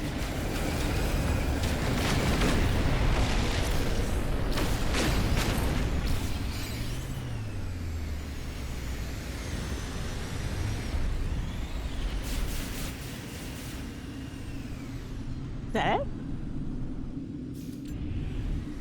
I'm working my way back up to rank 9. That's pretty funny. Red Pirate Ator.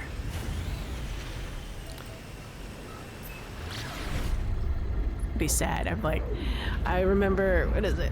I think a couple weeks ago I was talking about pirates and why people became pirates. They become pirates for all sorts of reasons, whether they're employed by a government to attack enemy ships, or they used to be slaves, more likely.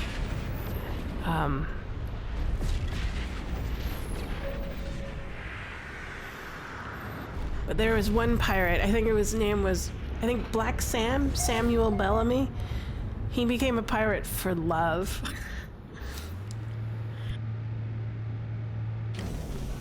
He was courting a girl, I think in Cape Cod. Maria something. Hallett? I think. But he was poor, like dirt poor, and her family rejected him. And so in order to, so he vowed to make his fortune and return to her and ask for her marriage in hand. And then, of course, what does he do? He says, well, how much, what's the fastest way to make money? Pirating. Well, he did try searching for treasure. So, like, sunken ships, Spanish ships off the coast of Florida or something like that. He'd try to hunt for those. But of course, like, that's what? 1700s, I think? That's super hard. It's super hard to hunt for treasure underwater now. How much more harder back then, right? So that didn't turn out well. So then he turns to piracy, right? He joins a crew, I think early 1700s, and I forget the captain's name. It starts with an H. Horngold, I think. Horngold? Captain Horngold, a pirate captain that he was under. This is Black Sam. They had a falling out between both of them because Horngold refused to attack English ships. And, well, Bellamy, Black Sam, didn't see any reason as to why he wouldn't attack English ships. It's all fair game to him.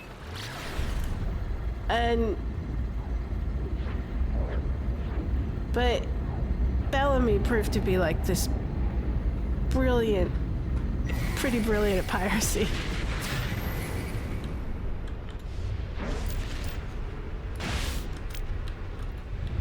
Where are you?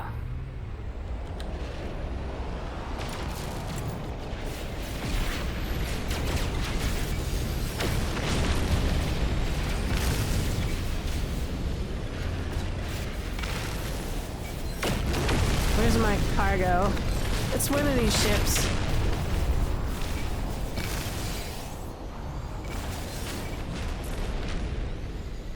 But when Black Sam took over Horngold's ship and crew, he was brilliant.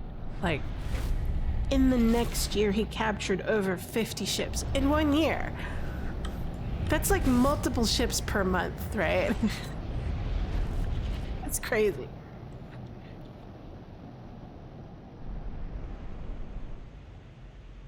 I think the most important part is that for him, it wasn't piracy, though. He had a different motive. He saw himself as a man fighting against an unjust system, a hierarchy of, a caste system built on, haves and have-nots. He was against the system, at least that system back then. But he gave, like, this, and what made him so famous was probably like his little speech that he gave.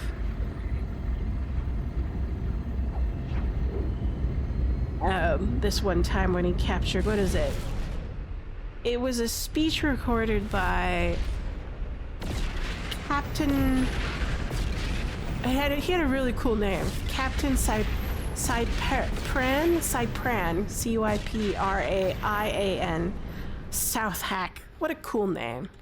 I think that's my next, name for any kind of D&D character I decide to have, especially if it's, like, nautical-based adventures. Where he addressed the captain whose ship he just captured. And he wrote this speech, which I thought was brilliant. And this speech goes like this. They vilify us. This is Black Sam. They vilify us. The scoundrels do. When there is only this difference, they rob the poor under the cover of law, forsooth, and we plunder the rich under the protection of our own courage. Had you not better make one of us and then sneak after the arses of those villains for employment? But whether he actually said it was kind of debatable because it's recorded by a captain who apparently survive, you know, Black Sam's attack.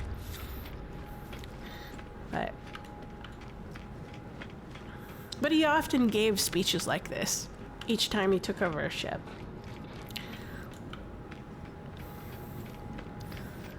But he was known for treating prisoners really well. He didn't torture them. And he would never force men to join his crew, right? Oh, hey, Aetherium. It's going pretty good. I'm just chatting about pirates, and I'm filling out the last medal in my pirate, what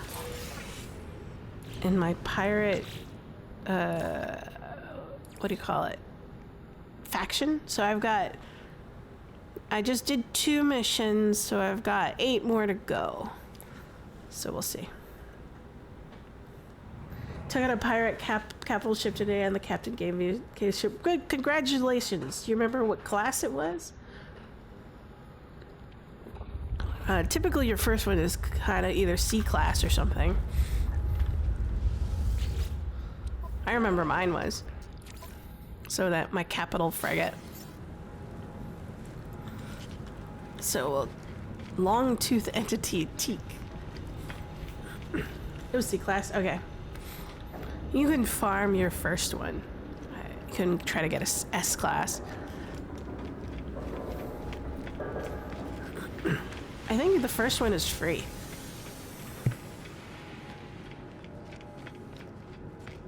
So, all subsequent ones you take over and want to replace or upgrade, I think you have to pay. I think. Yes, you have to pay. Anyways, Black Sam the pirate.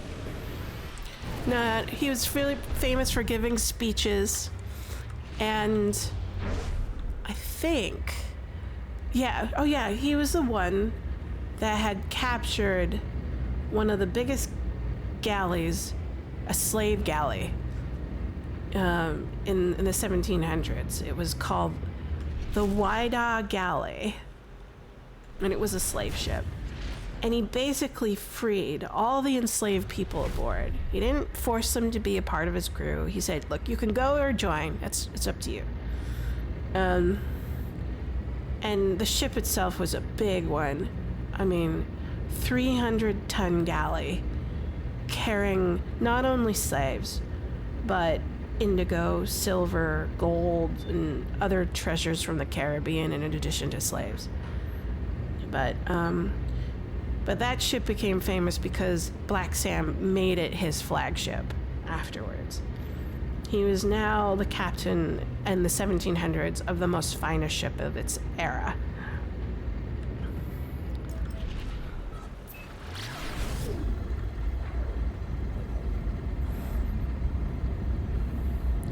So he had this humongous 300-ton galley.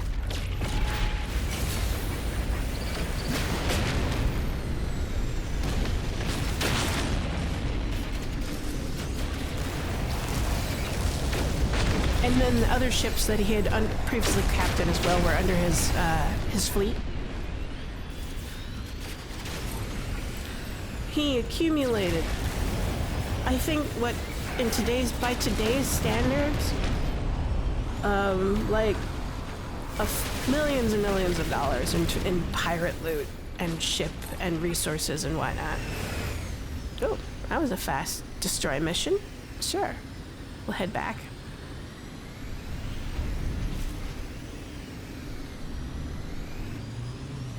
There she is.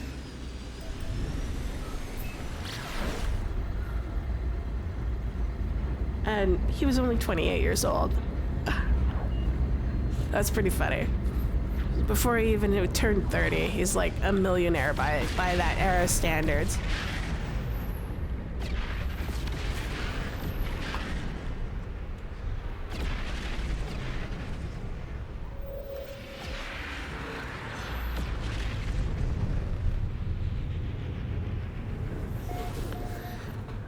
But And of course, he did all of this because he wanted to win the hand of his girl that he wanted to marry, but his family rejected him because he was dirt poor at the time.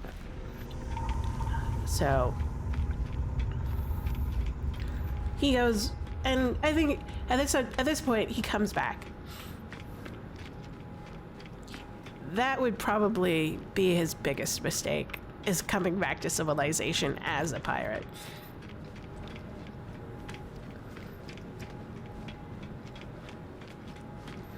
Not because he was captured, but because as he was coming back, his ship, the Wada, and her companion ships, as they approached Cape Cod, they were driven into a sandbar because it's a huge ship, right?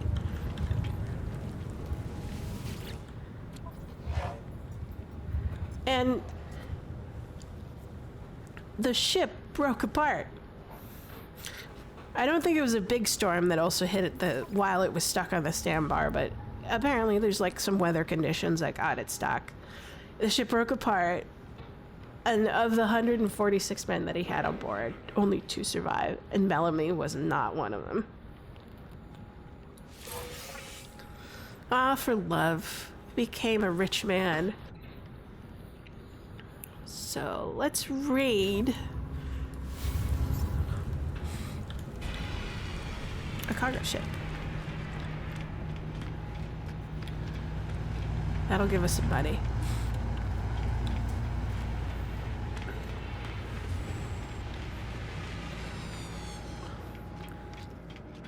But that ship tore up, lost to the sea back in like the mid 1700s.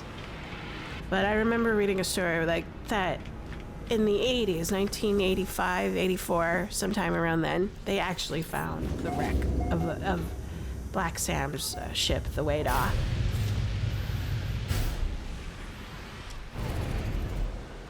And it was authenticated because they actually found cargo that was labeled, and they actually found the ship's bell itself. Where is it? Oh, I have to pulse. That's right.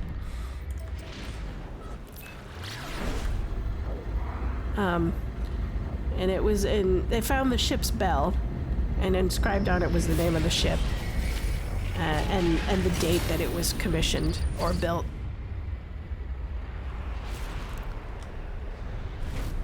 Only 2 cargo holds? Only 1.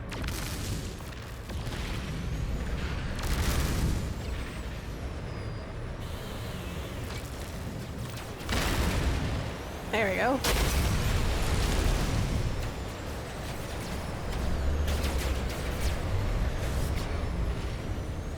That'll?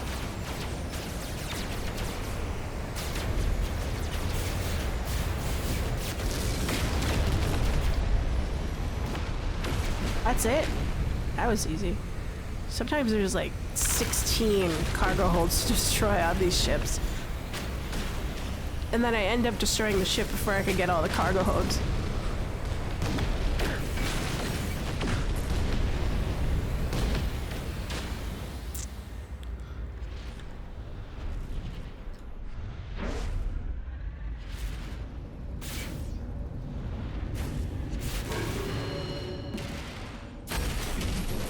There we go.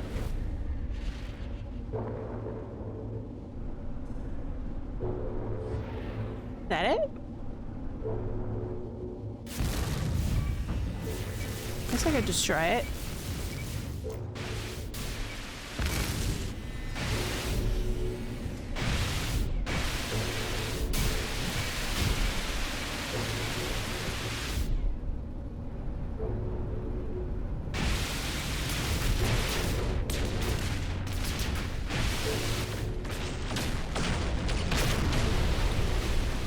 I mean, like,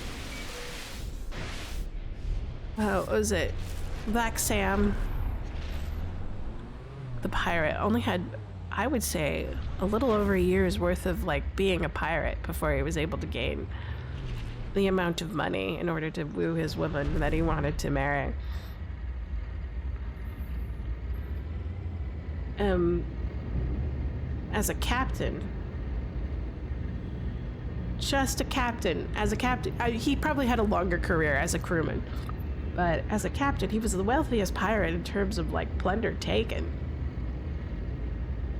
Quite motivated in terms of romance. Now that's a love story. Sad that he died. But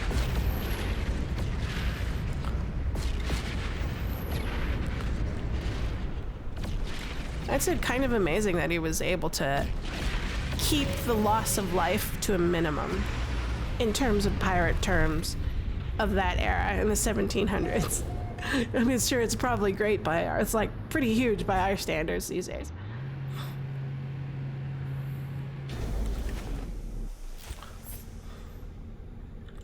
But in many respects, I would probably put him on the rebel scale of pirate infamy. If there's like a scale between like absolute dick, killing and torturing and, you know, maiming, killing, murdering, etc., to like, yeah, I'm just a rebel.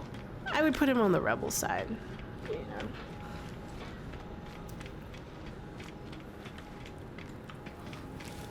Oops.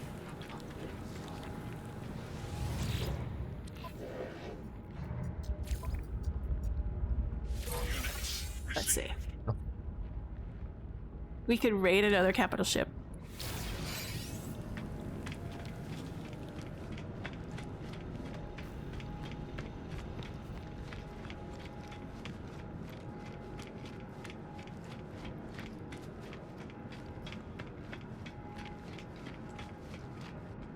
If he just did go back to marry the woman he wanted to marry, I think he would have been fine.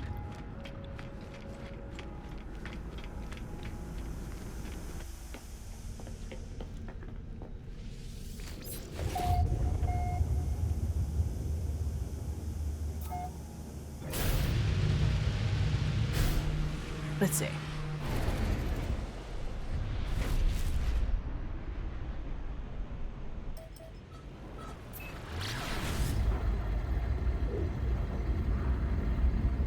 See what we get. One has, looks like 8 cargo holds. Ah, stuck. There we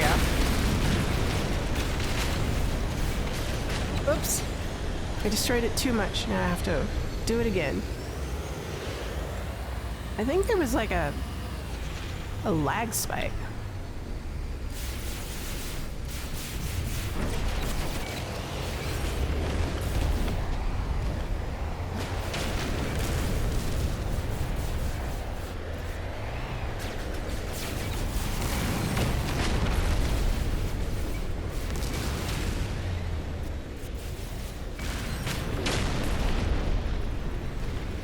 So we'll have to, I'll pulse, I'll drop it out, and then I'll have to pulse again in order to find the,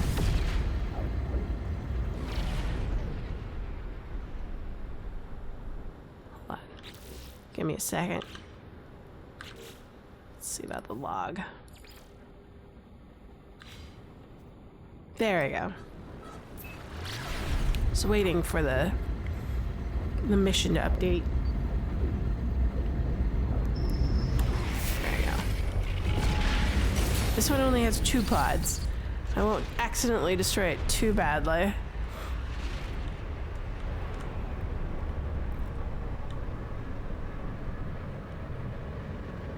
Where is it? I think it's these things.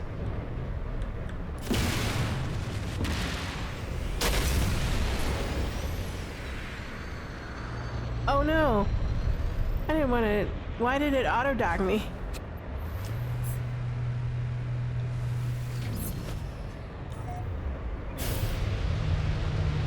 I think that should turn that off.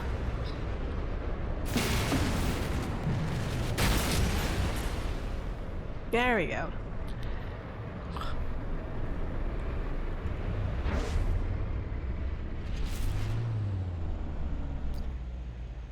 Return to the bounty master.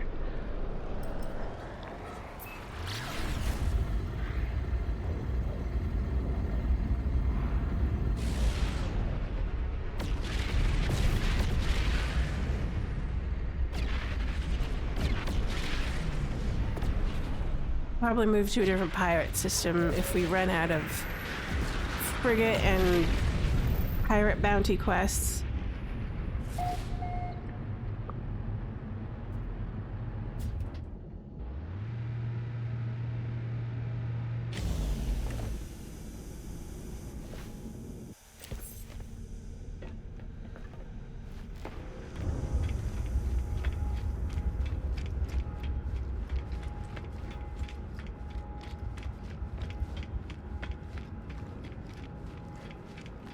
But if I were to think of a pirate on the opposite end of the pirate scale of nastiness, what is it? Charles Vane, 1700s, also about the same time as Black Sam.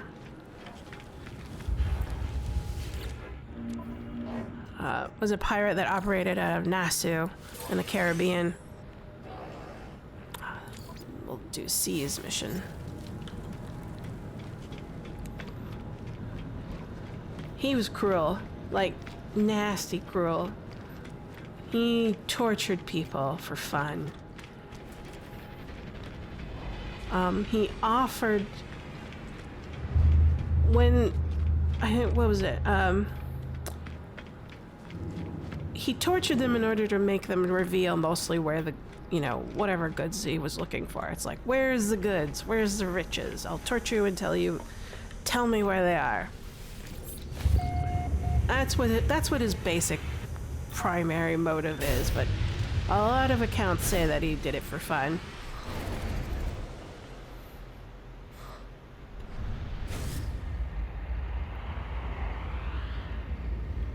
So we'll hit up this convoy.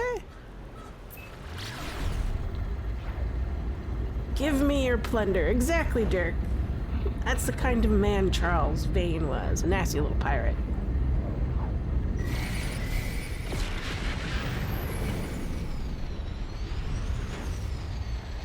These comet drops from the convoy. Sure. There's usually one of these ships.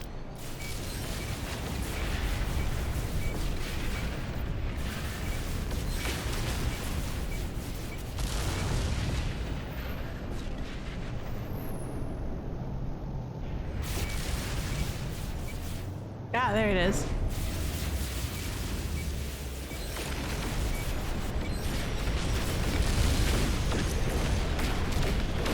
Are you the black part? I think I am.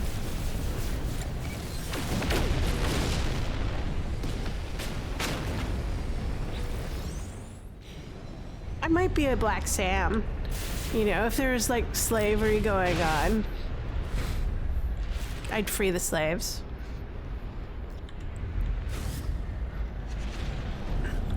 I wouldn't give speeches though. I don't know if I'm the speech giving type. But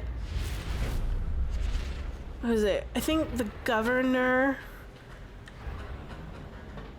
there was a governor that was sent by the King of England to reside over that area.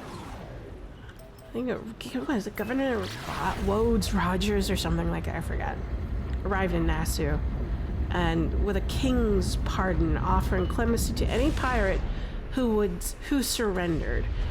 And many took the deal, but Vane refused completely outright. Practice speeches here. Maybe. The problem with speeches, I have to have some sort of motivation. I do have motivations, but they're highly political right now. I kind of want to keep that off the board.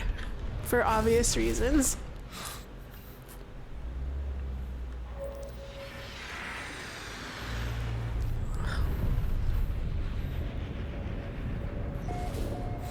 But Rogers, Governor Rhodes Rogers, I think it was Rhodes? Yeah, Rhodes. Yeah, okay.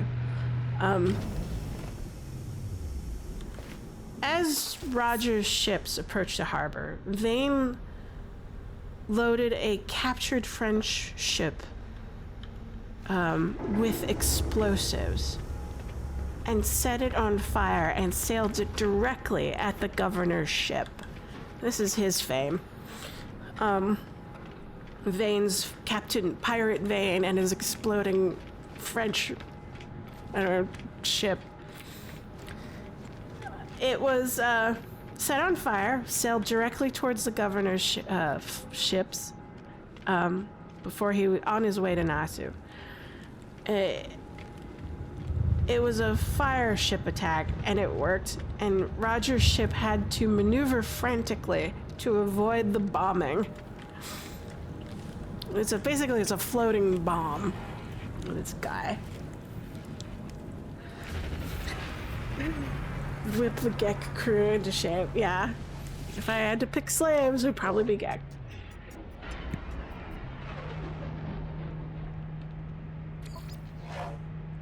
Units received. But raid a couple of ships. We'll do more of those.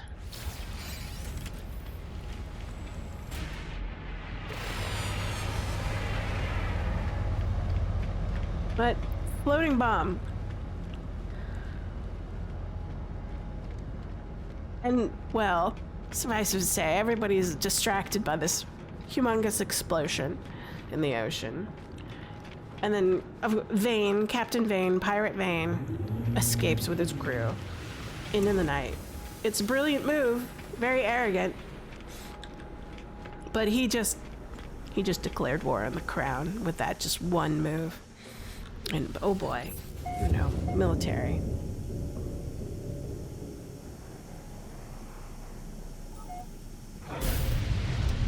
So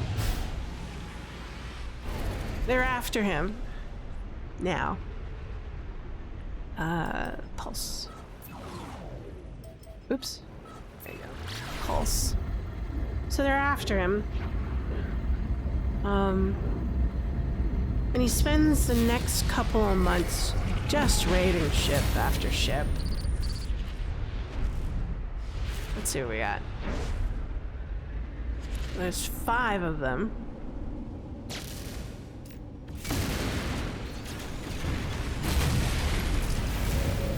No, I don't want to dock.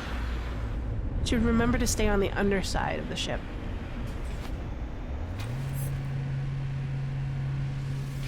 It's kind of annoying.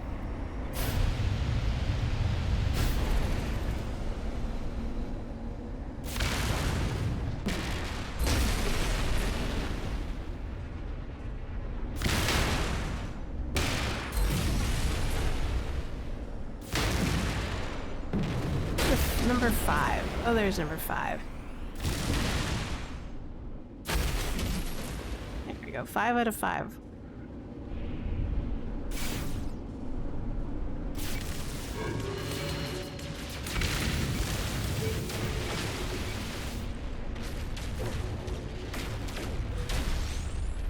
Woo! First spawn relics. All your first spawn relics are mine. But Captain Vane, spends the next couple of months raiding ships up and down the American coast. His crew included a young quartermaster. He's going to be that quartermaster's going to be like a Chekhov's gun, so just keep that guy in mind. I forget what his name is. What was his name? It was pretty famous. Rackham.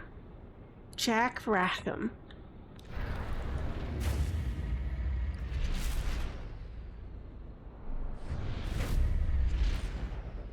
Oh, wait. Let me double check my inventory. Might want to drop a couple things off. Let's see. Not too bad. Where did I get this C-class pulse engine? It's not too bad. I have a bit of inventory. Banned weapons. We'll go back and turn it in. So, no inventory issues here. Just missed my target because I got distracted trying to figure out the name of the quartermaster of Captain Vane.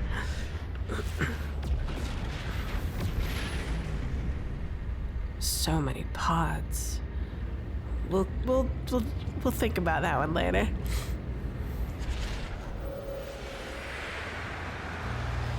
Quartermaster Rackham, Jack Rackham.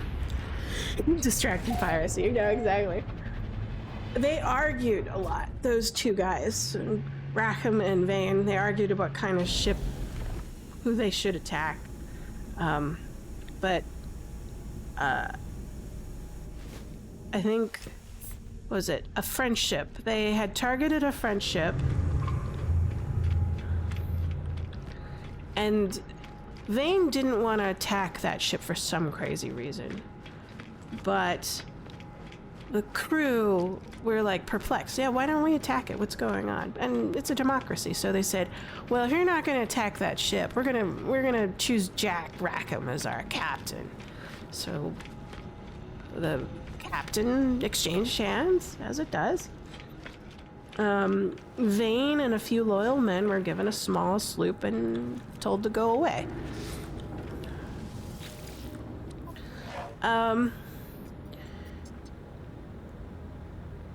Unfortunately, that sloop wasn't good enough, and it got wrecked. Well, it looks like we're gonna move pirate systems. I only want to attack. I don't want to be Uber pirate, DoorDash Uber pirate. Let's see, let's go to the station warp.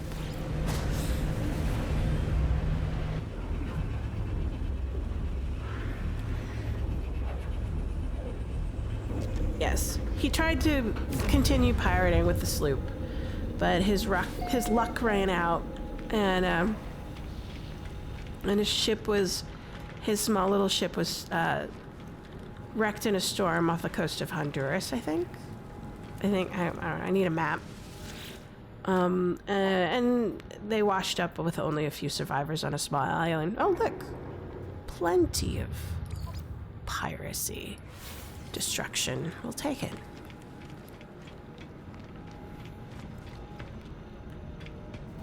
And they lived on that island for a few weeks until another ship finally arrived. But there's like a bit of a twist to that. The captain of the ship that saved them or found them on that small deserted island, what was his name? Halford? I think it was Halford. And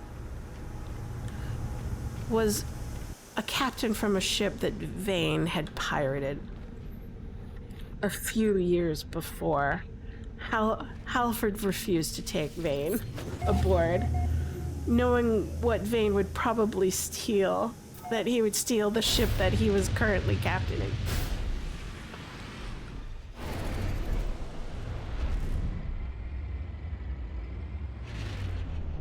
There it is.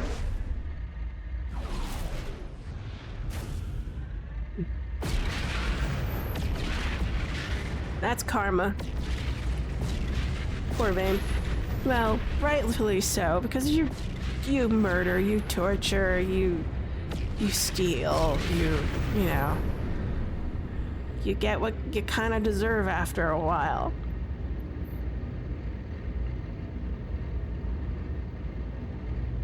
So he takes the rest of the crew aboard except for Vane, and Captain Halford promises to let other people know about Vane's location. Another ship did eventually pick up Vane. But then Halford's ship also encountered this vessel. Okay. Ah, there he is.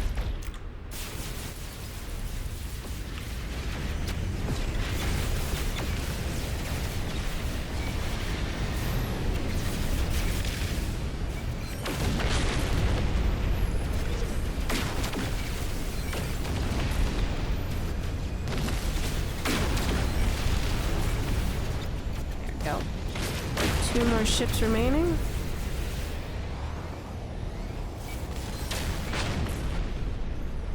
One more. Where's the last one? Oh, that was the last one.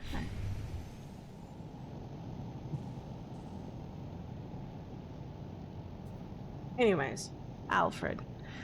Some might say Alfred was waiting for Vane to board that other ship.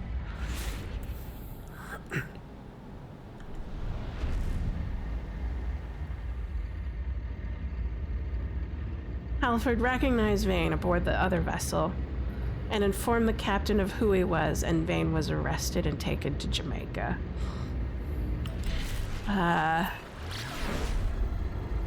And he was hanged within a few months. And according to accounts like, I don't know, pirate news, Jamaican news at the time, I don't know, he didn't show any remorse.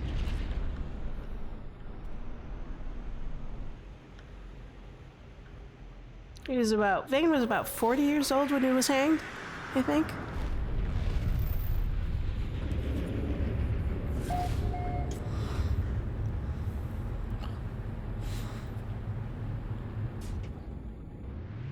He wasn't a romantic, nor a rebel, but just a vicious criminal, and he pretty much got what he deserved.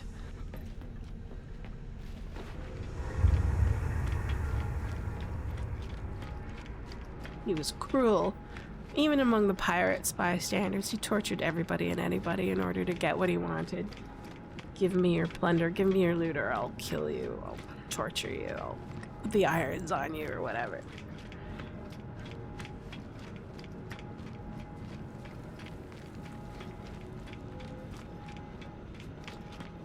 So.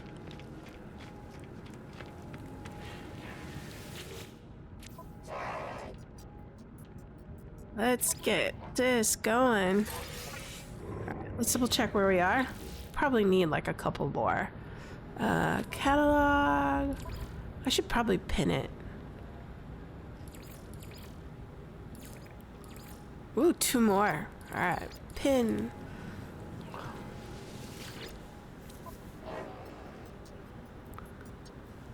Privateer Ian. We'll target him. Got some nice juicy hypnotic guys in the process.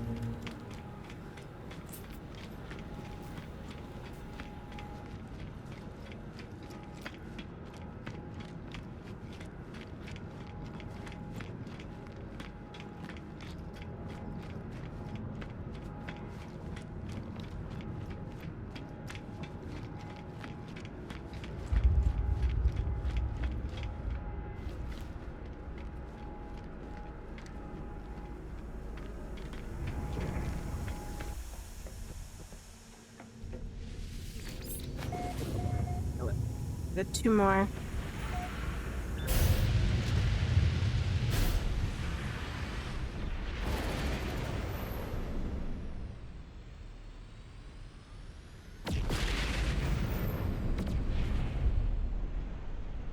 Look at the hideout.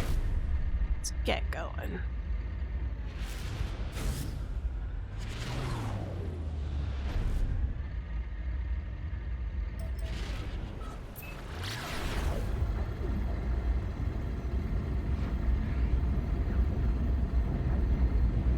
Trying to think of like other pirates that I found very fascinating.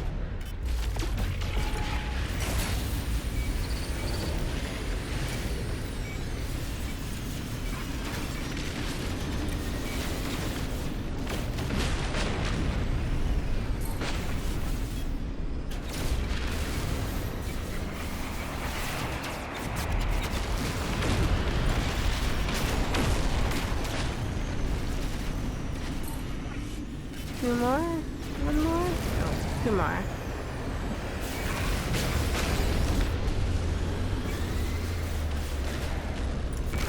There you go.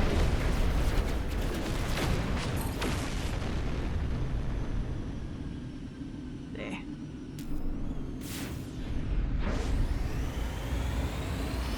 Is that it?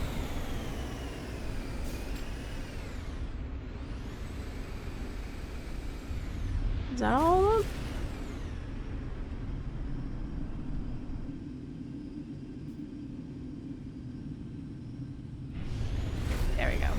There's the progress.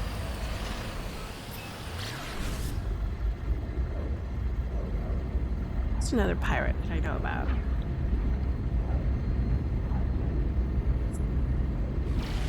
Bonnet. Steed Bonnet. He was a gentleman pirate. What made him a gentleman? Well, he worked out of North Carolina. He was very strange. Steed Bonnet was known as a gentleman pirate because he was born to a wealthy family in Barbados around the late 1600s, and he inherited a sugar plantation. He was married into another wealthy family, so sort of colonial aristocrats. He had absolutely no reason to become a pirate.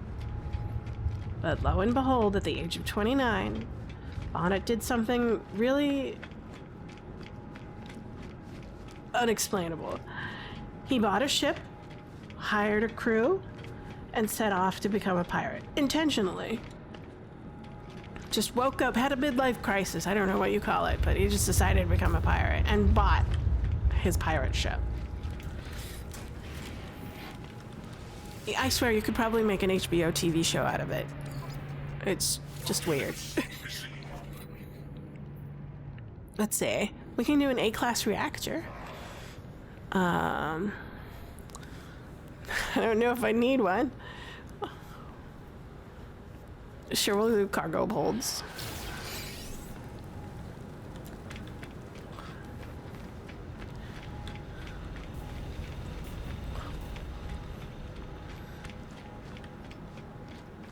As to why he became a pirate, I mean, like,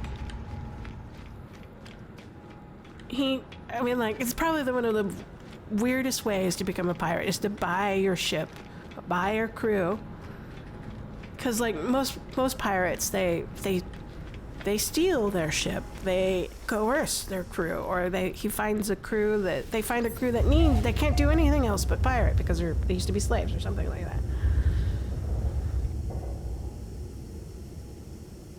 Excuse me, I was coughing.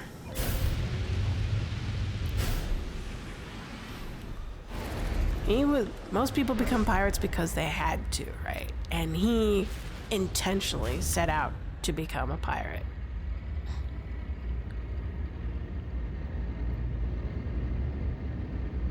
I don't know. The accounts of why he decided to become a pirate kind of vary. But the one that I like a lot is because his wife was a nagger. He didn't like his wife. And back then, I don't know if there was a recourse for any kind of divorce. Probably was if you're from England.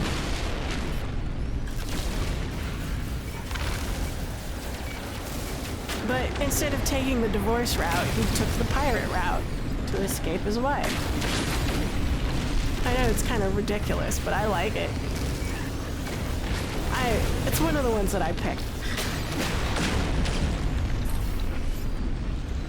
There he goes.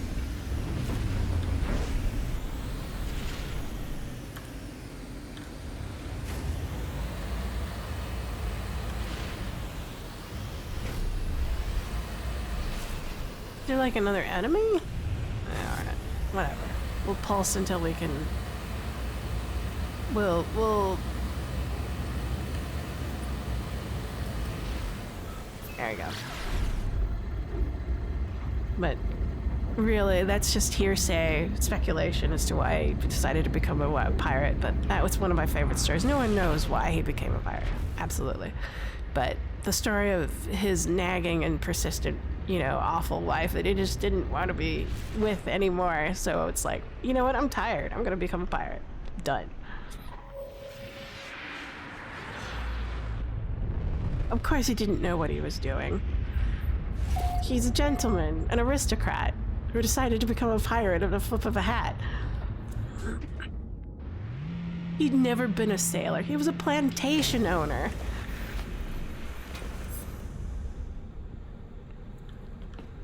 But he paid regular wages to his crew.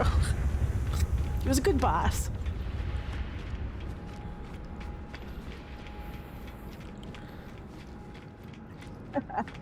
But at some point, I think the crew realized what incompetent he was. His first few raids were disasters. I think this would make a really good comedy.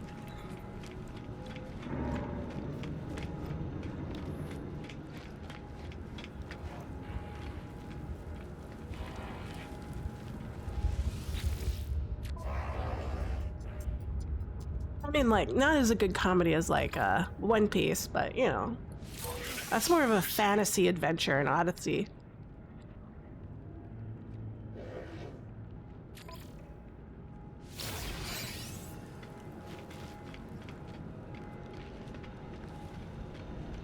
But yeah, he was pretty incompetent as a pirate.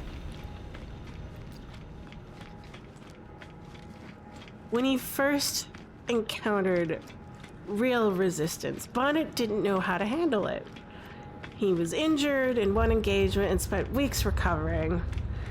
And then one fateful encounter in one of his raids, he met Blackbeard. Oh boy, we all know Blackbeard, really famous pirate. Now, Blackbeard, you know, quickly assessed the situation. He saw a nice ship commanded by an idiot with money.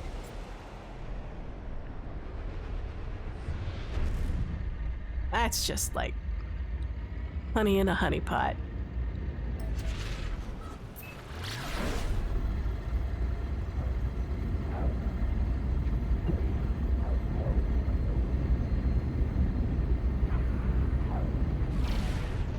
Let's see.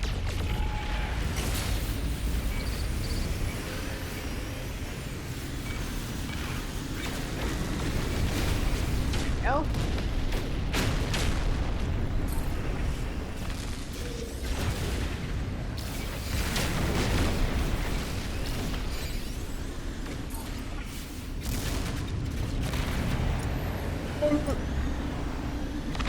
Very unusual behavior for Blackbeard.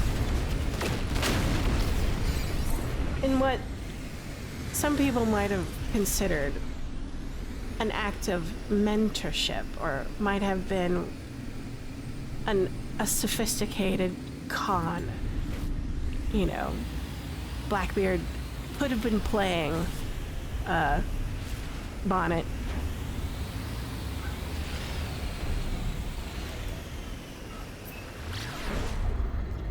Blackbeard suggested that Bonnet rest and recover aboard the Queen Anne's Revenge, his ship, one of his ships, because he commanded a whole, fleet. While Blackbeard and his men would control Bonnet's ship for a while.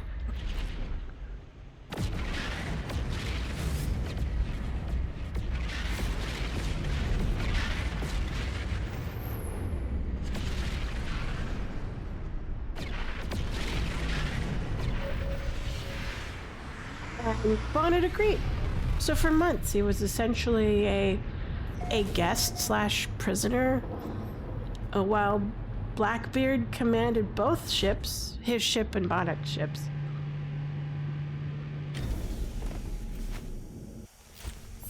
Hey, Chris. Thanks for joining me. Nice to see you again. But yeah, so Blackbeard had two ships. For a while. And really, to Bonnet's credit, he apparently learned a lot at this time, because Blackbeard was like, he got to watch Blackbeard, how he picked his targets, how he commanded his crew, you know, just kind of be this, you know, shadowing a bigger, more better pirate, even though he wasn't a pirate. himself.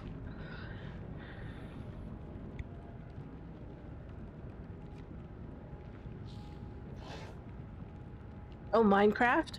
Oh, cool. It's been forever ages since I played Minecraft. Do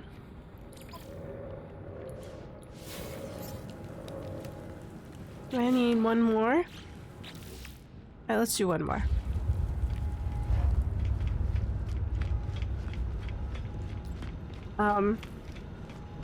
But eventually, I think it was like the mid-1700s when the king offered pardons. Blackbeard accepted, and Bonnet, though he was kind of an idiot, was a pirate too, so he accepted the pardon offer. But while Blackbeard quickly returned to piracy, Bonnet seemed to genuinely try to go straight. He petitioned for a letter of marque to become a privateer to loot specifically Spanish ships. This is Bonnet. Meanwhile, Blackbeard is like, nah, yeah, I know I was pardoned, but I'm not gonna bother. Let's see. Where is the hideout? There it is.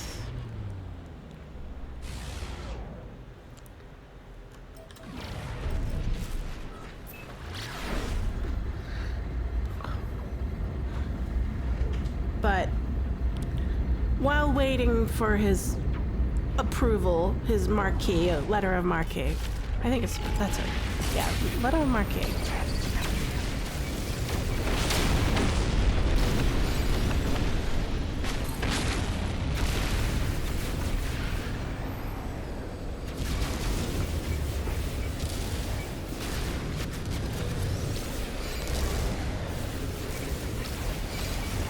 There you go.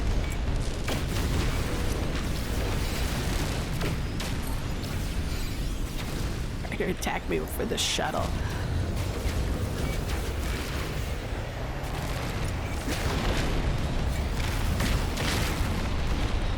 But while waiting for his letter of marque from the king, Bonnet heard that Blackbeard had betrayed him,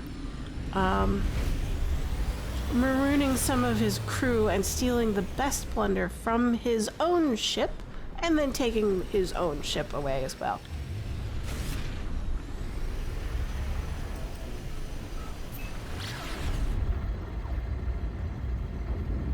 In a fit of anger, Bonnet returned to piracy, seeking revenge.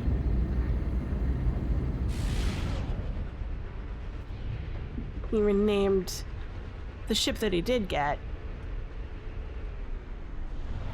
the Royal James and sailed under the alias of Captain Thomas, kind of remaking himself. No longer Bonnet, the idiot aristocrat. He was Captain Thomas. And for a few months, he was pretty successful as a pirate.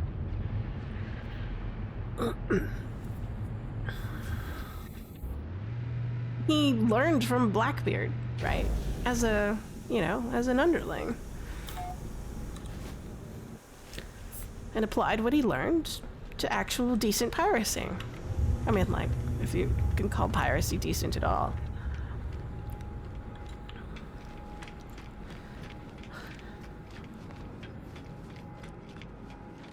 But he captured several ships off the Virginia and Carolina coasts, but authorities were after him. Because, what are you gonna do? You're a pirate. You're ransacking other legitimate merchant ships. Of course they're gonna, take you down.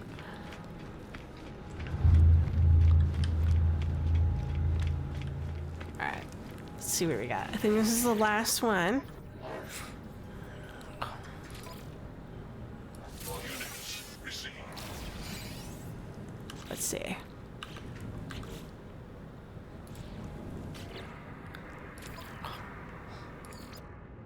No, we need more quests. All right, we'll keep going.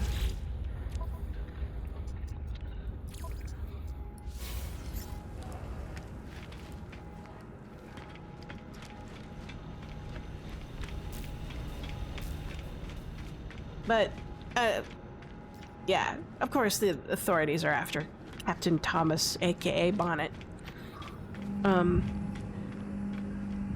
There was I think it was a Colonel William Rhett, was sent to hunt down pirates, and eventually he found Bonnet in, I think it was what, Cape Fear River, while he was making repairs after a raid. The battle lasted 5 hours, according to records. Both sides ran aground on sandbars.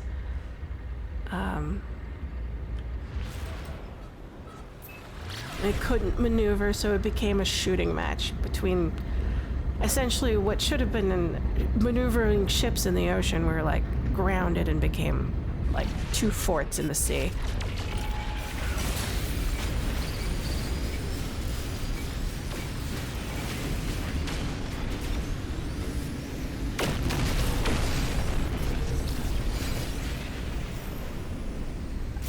There you are. I see you.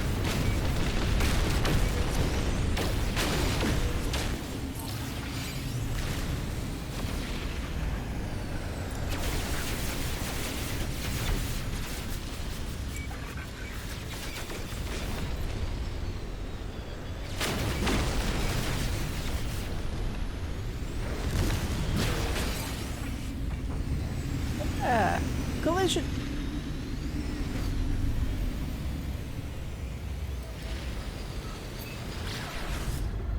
So, two ships fighting. Two crews fighting. No. Rare object. What does it want?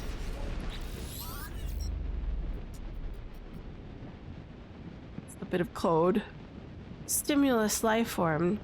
Depolarize. Impulse. Local observe. Repolarize. Rest. Well, you run your sub procedures. Creature.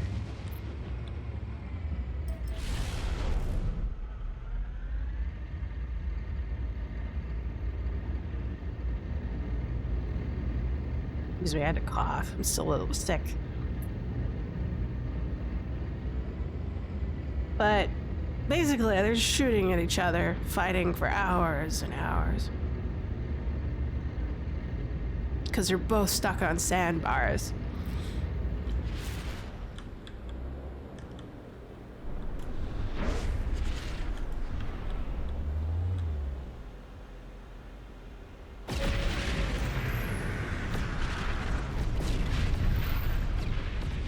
Eventually, Bonnet's crew, seeing the situation was hopeless, surrendered. Bonnet himself was also captured and taken to Charleston, and his trial was a sensation.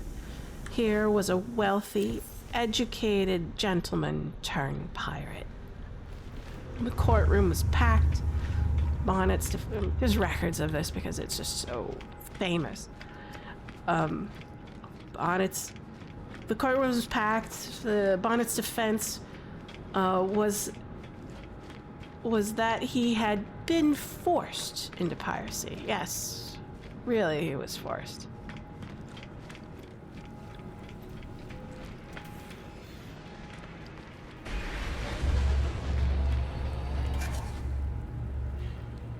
By Blackbeard. Yeah, we'll blame it on the big pirate. I'm just a wealthy aristocrat forced into piracy by this awful, bigger, worse pirate. Obviously wasn't true. Lying through his teeth.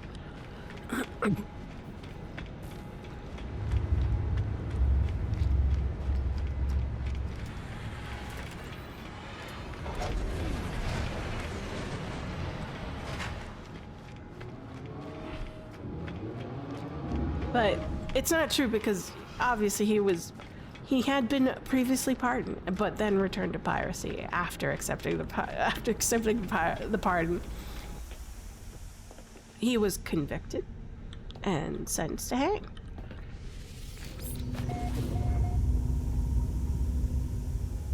But reports, news articles or whatever, or journal accounts say that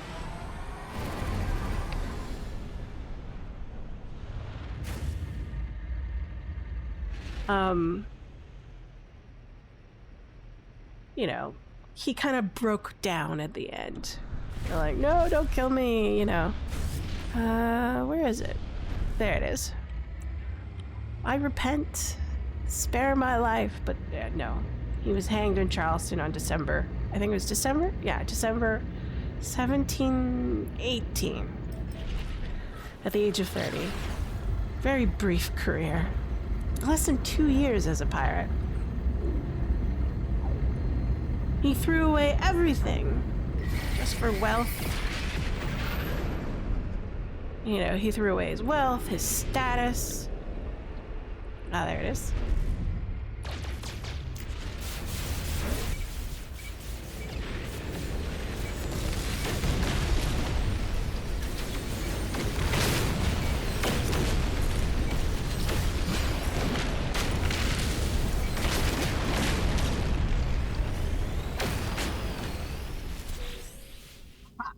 There, we got it.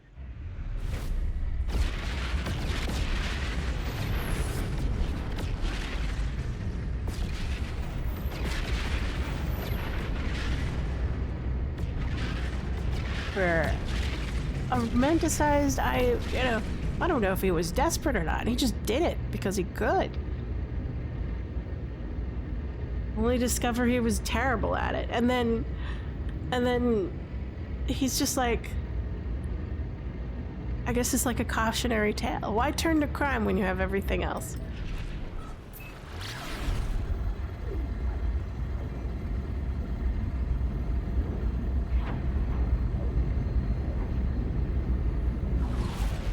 Such an odd story. But I think this would make a brilliant TV show. You could embellish a bit. Bit of comedy here and there.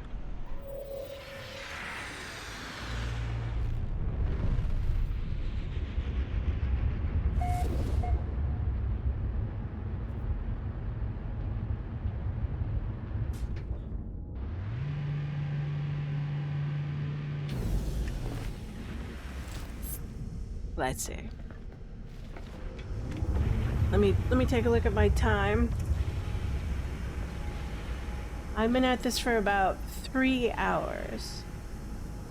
So I think I got 10 more minutes in me, and then I need to rest. Cause like while in the middle of I was sick, like in the middle of the week, I had laryngitis because of all the coughing. It was pretty bad. And my throat is still recovering. So we'll do a couple more quests because we need to get to what, 60? Hold on. Yeah, 60. See how much more we got.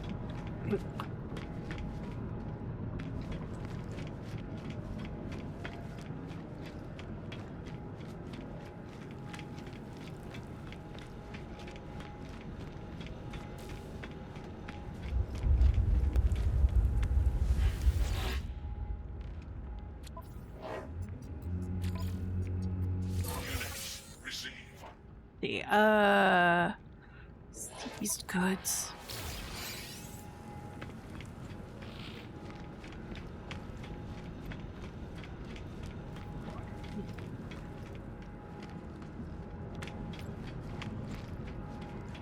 But I think my favorite pirate is one after my own namesake, and that's Anne Bonny, and her bestie, her BFF, Mary Reed.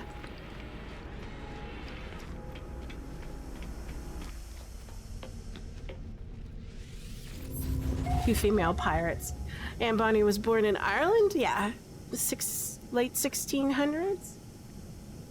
I know, it's a really good one. It's a fun story.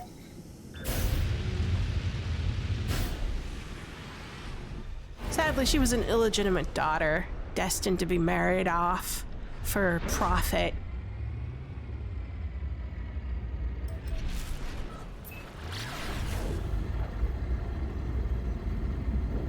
But when her father moved to the Carolinas,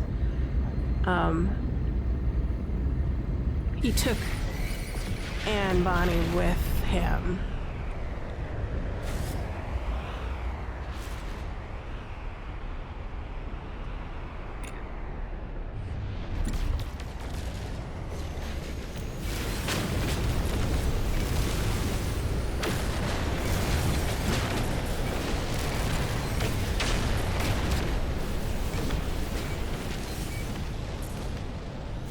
Where Mr. Bonny, Anne Bonny's father, became a pretty successful merchant in the Carolinas.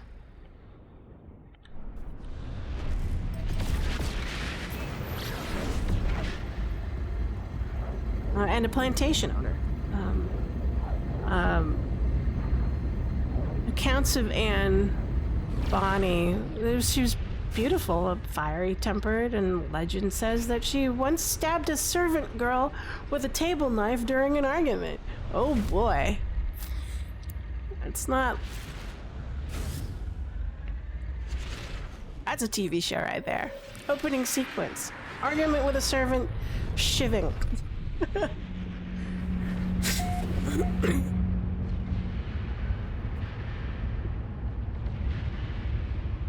With table knives.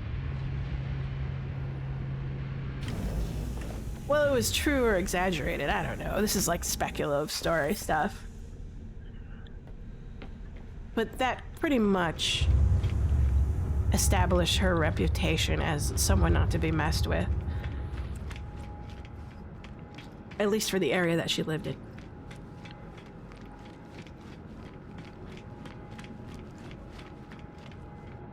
But against her father's wishes, Anne Bonny married a small-time pirate and sailor named James Bonny.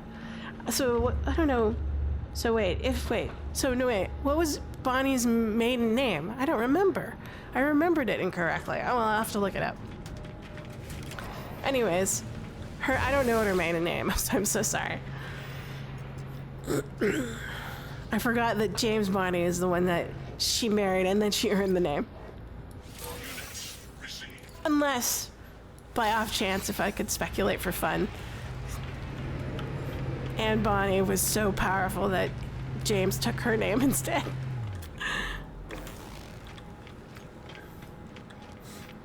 Anyways. Yeah, I don't think her maiden name was mentioned either. Anyways, I forgot about that. Her father basically disowned her for marrying a pirate. But the couple moved to Nassau, the pirate heaven.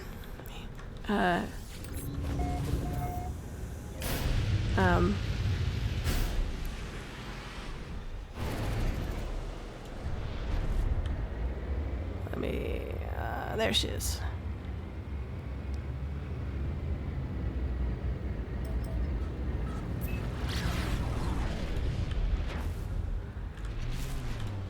Proximity ship.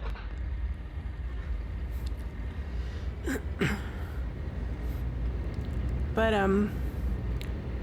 this is where Anne Bonny encountered a man named Calico Jack. Now, Jack Rackham. Was it the same Jack Rackham? I would like to think so. Or is it John Rackham? I can't remember. Anyways, he's called Calico Jack. That pirate. But he's called Calico Jack because he has a preference for wearing a colorful calico clothing. But yes, I think he was the quartermaster of Charles Vane, who I mentioned earlier. I think so.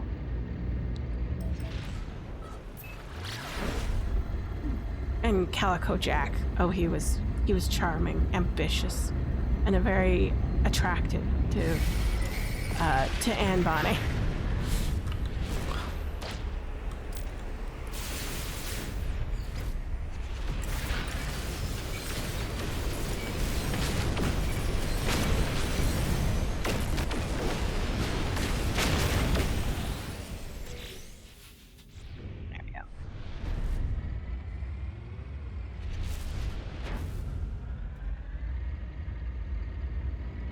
So they began an affair, obviously. And then, of course, when James found out, he was furious and complained to the governor. Right, a pirate complaining a pirate about it, your pirate wife cheating on you, just kind of seems weird and like, what did you expect, kind of a deal.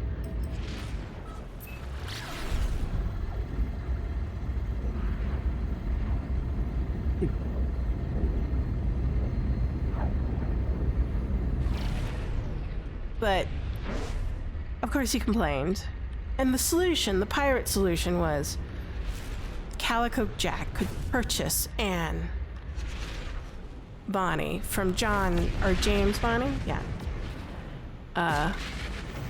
James Bonny.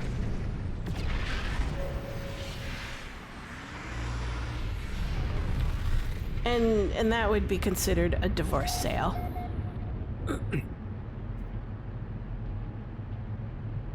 It's very degrading and illegal in many cultures, and especially in colonial Americas.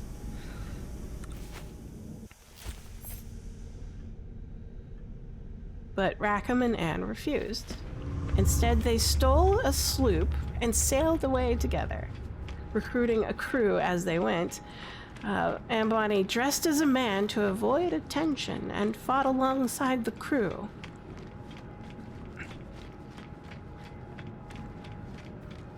She was fierce as any male pirate, skilled with a pistol and a cutlass.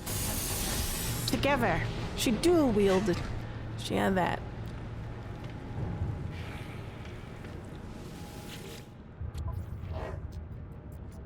And then this is where Mary Read enters the story. Let's see. We'll do raid a capital ship. Have to focus a little bit harder for that one.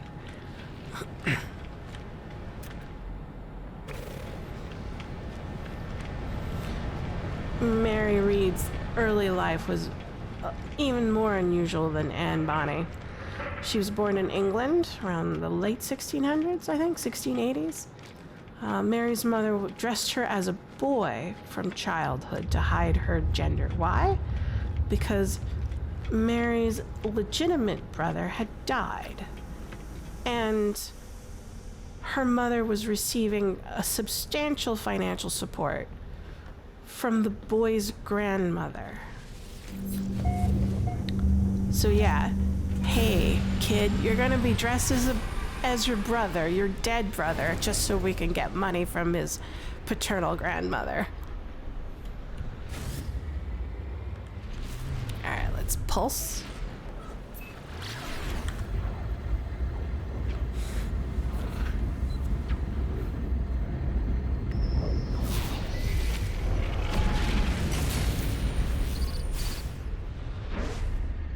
We have 5 cargo holds to shoot.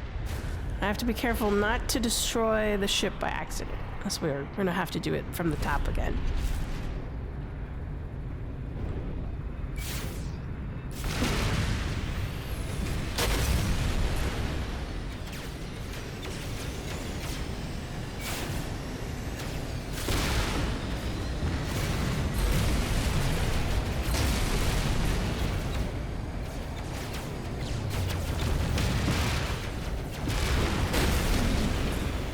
That 5? 4. Oh, there's one. There we go.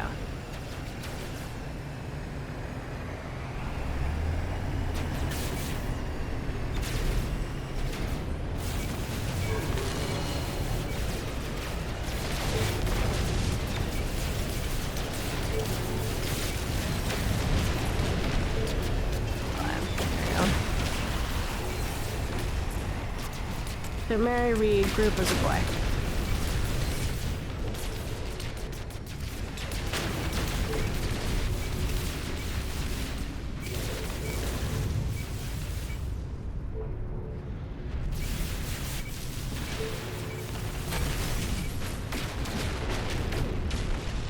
Yeah.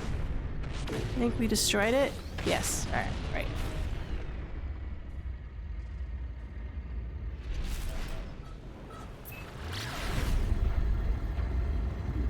He served as a footboy and then joined the military, still disguised as a man.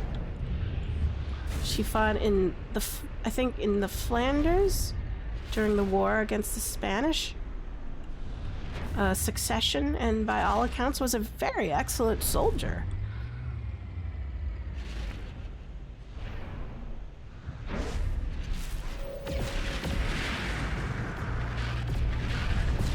And then she fell in love with a fellow soldier, and then revealed her true identity to him. They were married.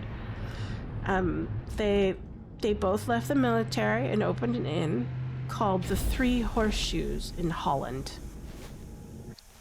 I think it's still around. You can go there. And for a brief period of time, Mary Read lived a very normal life.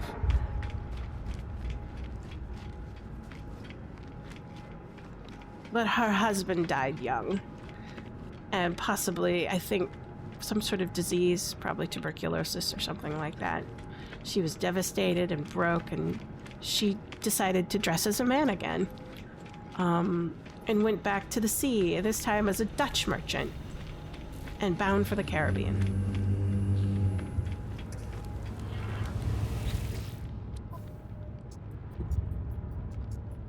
Her ship was captured by Calico Jack's crew, and Mary was forced to join the pirates. This is the making of another really great drama. I don't know if it would be a comedy like The Aristocrat turned pirate. I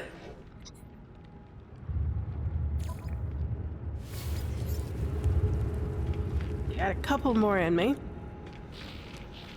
I can finish the story of Anne and Mary Read. But only Rackham, Calico Jack, and Anne Bonny knew her secret. How did they discover it? Well, there's different accounts. There's not one story about how Anne Bonny discovered that Mary Read was a woman.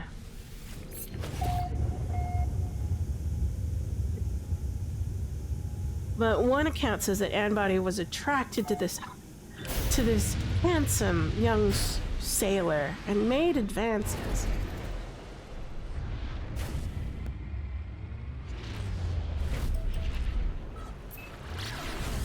And when she discovered that Mary was a woman, the two became best friends instead. That's a cool one.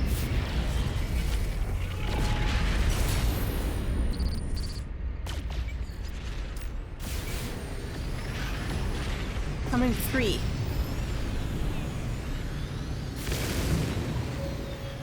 No, I went for it. I should have stayed on the other side. Don't go into the blue light.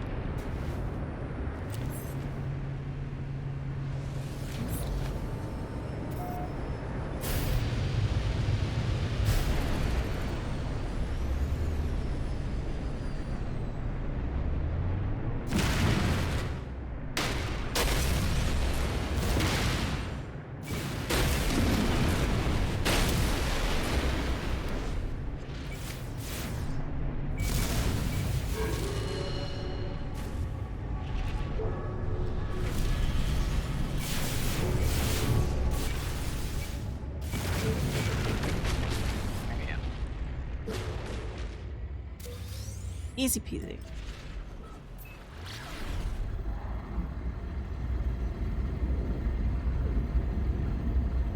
Anyways, they become BFFs. For months, Rackham's crew sailed the Caribbean with the 2 women among them as pirates. And most of the crew, they didn't know that Mary and Anne fought beside them were females. In pretty much every engagement. Witnesses later testified that they were the most aggressive fighters. Always to board the ship first, the first to like take the shot. One story tells of Mary Reed falling in love with a young carpenter who had been forced to join the pirate crew. And when this man was challenged to a duel by another pirate, Mary was worried that he'd be killed. So she picked the fight with the same pirate and challenged him to a duel before her carpenter lover could. And scheduled it 2 hours before before her carpenter's duel.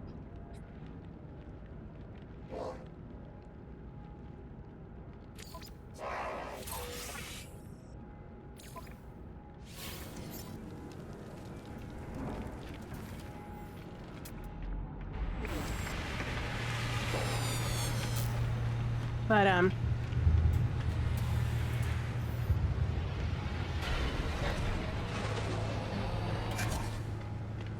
he fought and killed the pirate in the duel, saving her lover's life. Whether the story is true or just some sort of like speculative romance, I don't know.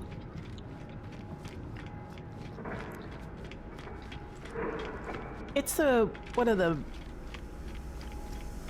let's say, foremost stories told about Mary Reed. Everybody picks it.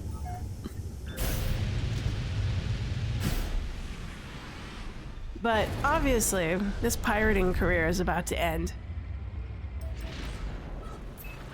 And I think it's like, early 1700s, 1720s. A pirate named Jonathan, I think it's Barrett? I think? Yeah, Barrett. Excuse me, you have to focus.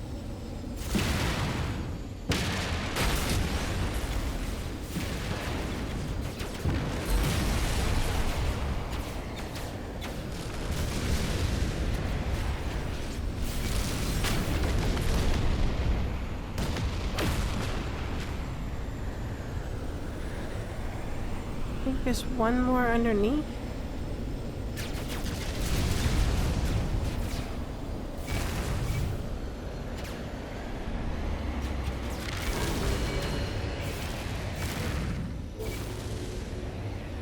There's 10? How is there's 10?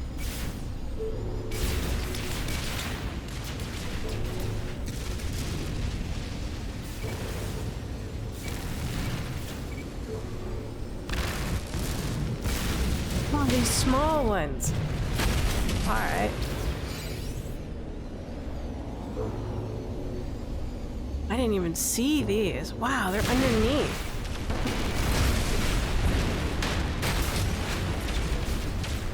Oops. They got destroyed before I could get to them.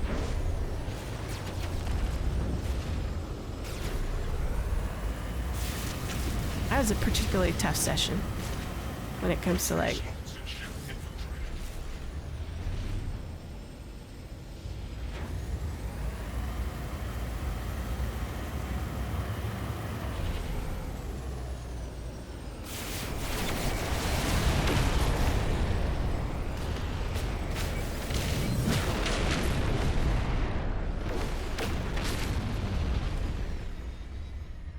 so we'll pulse again.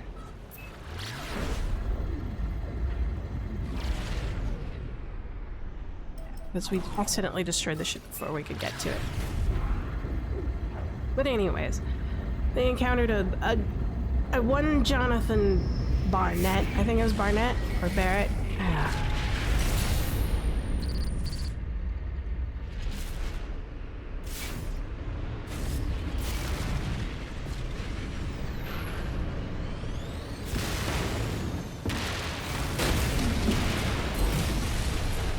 No. This is my lot in life to be snagged by the docking.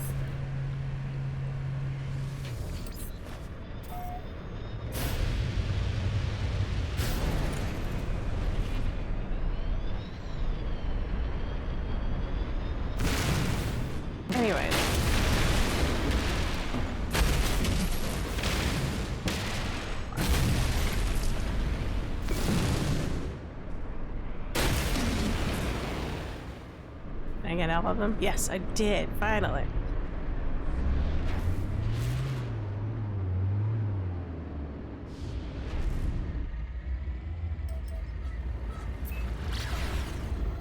Anyway, Jonathan Barnett commands a sloop. He caught up with Rackham's ship, anchored off the coast of Jamaica. It was at night. That's the setting. Most of Rackham's crew was drunk, celebrating, carousing, getting grog.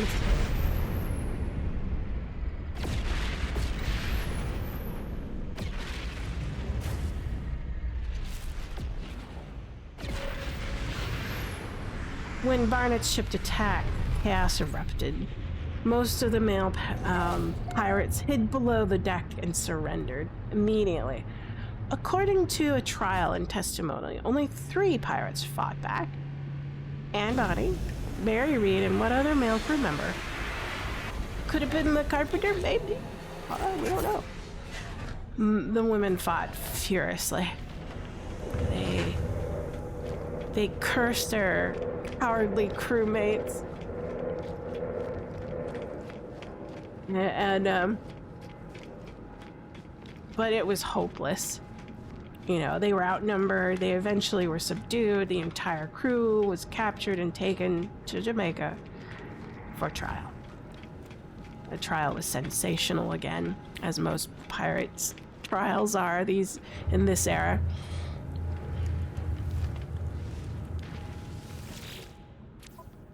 But at this point, it's obvious that it was revealed that these 2 pirates were women.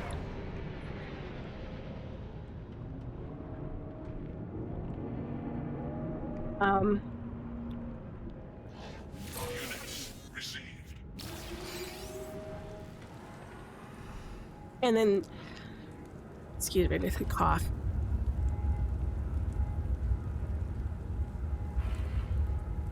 What is it? How had these women lived among men for months without being discovered, and how did they fought in battles? All of Rackham's crew were convinced convicted of piracy, sentenced to hang, including Mary and Anne Bonny, but both women had an ace up their sleeve. They were pregnant, quote unquote. By English law, forbade from executing pregnant women. They were, their executions were stayed, though the men's weren't. Calico Jack was hanged, probably the carpenter that Mary Reed was, dating at the time, also hanged. Who knows?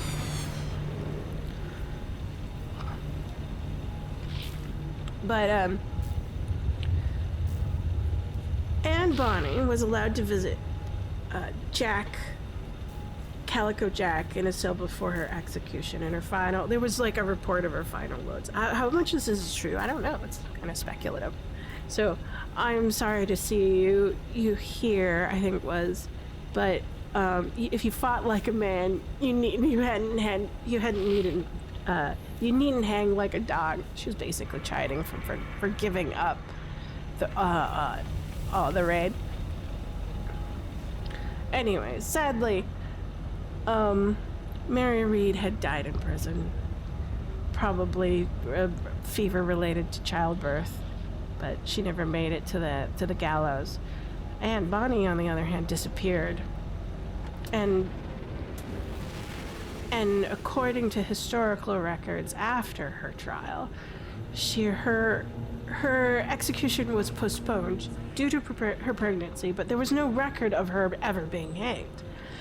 And a lot of the historians that have reported that they believe that her wealthy father bought her freedom.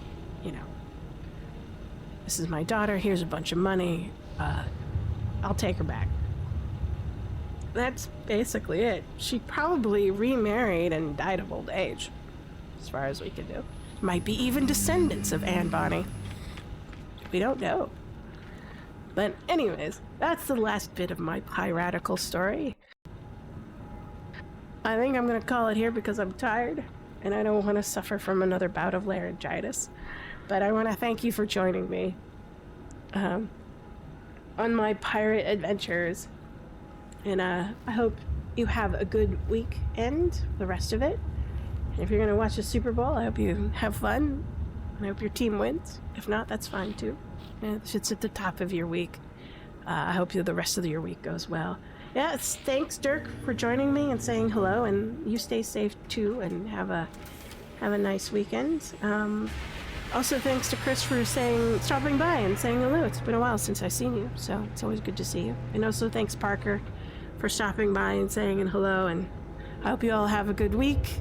And I'll see you all next week. The next time I'll be on is Saturday, 1000 hours Pacific Standard Time, 1300 Eastern Standard Time, 1900 Central European Time.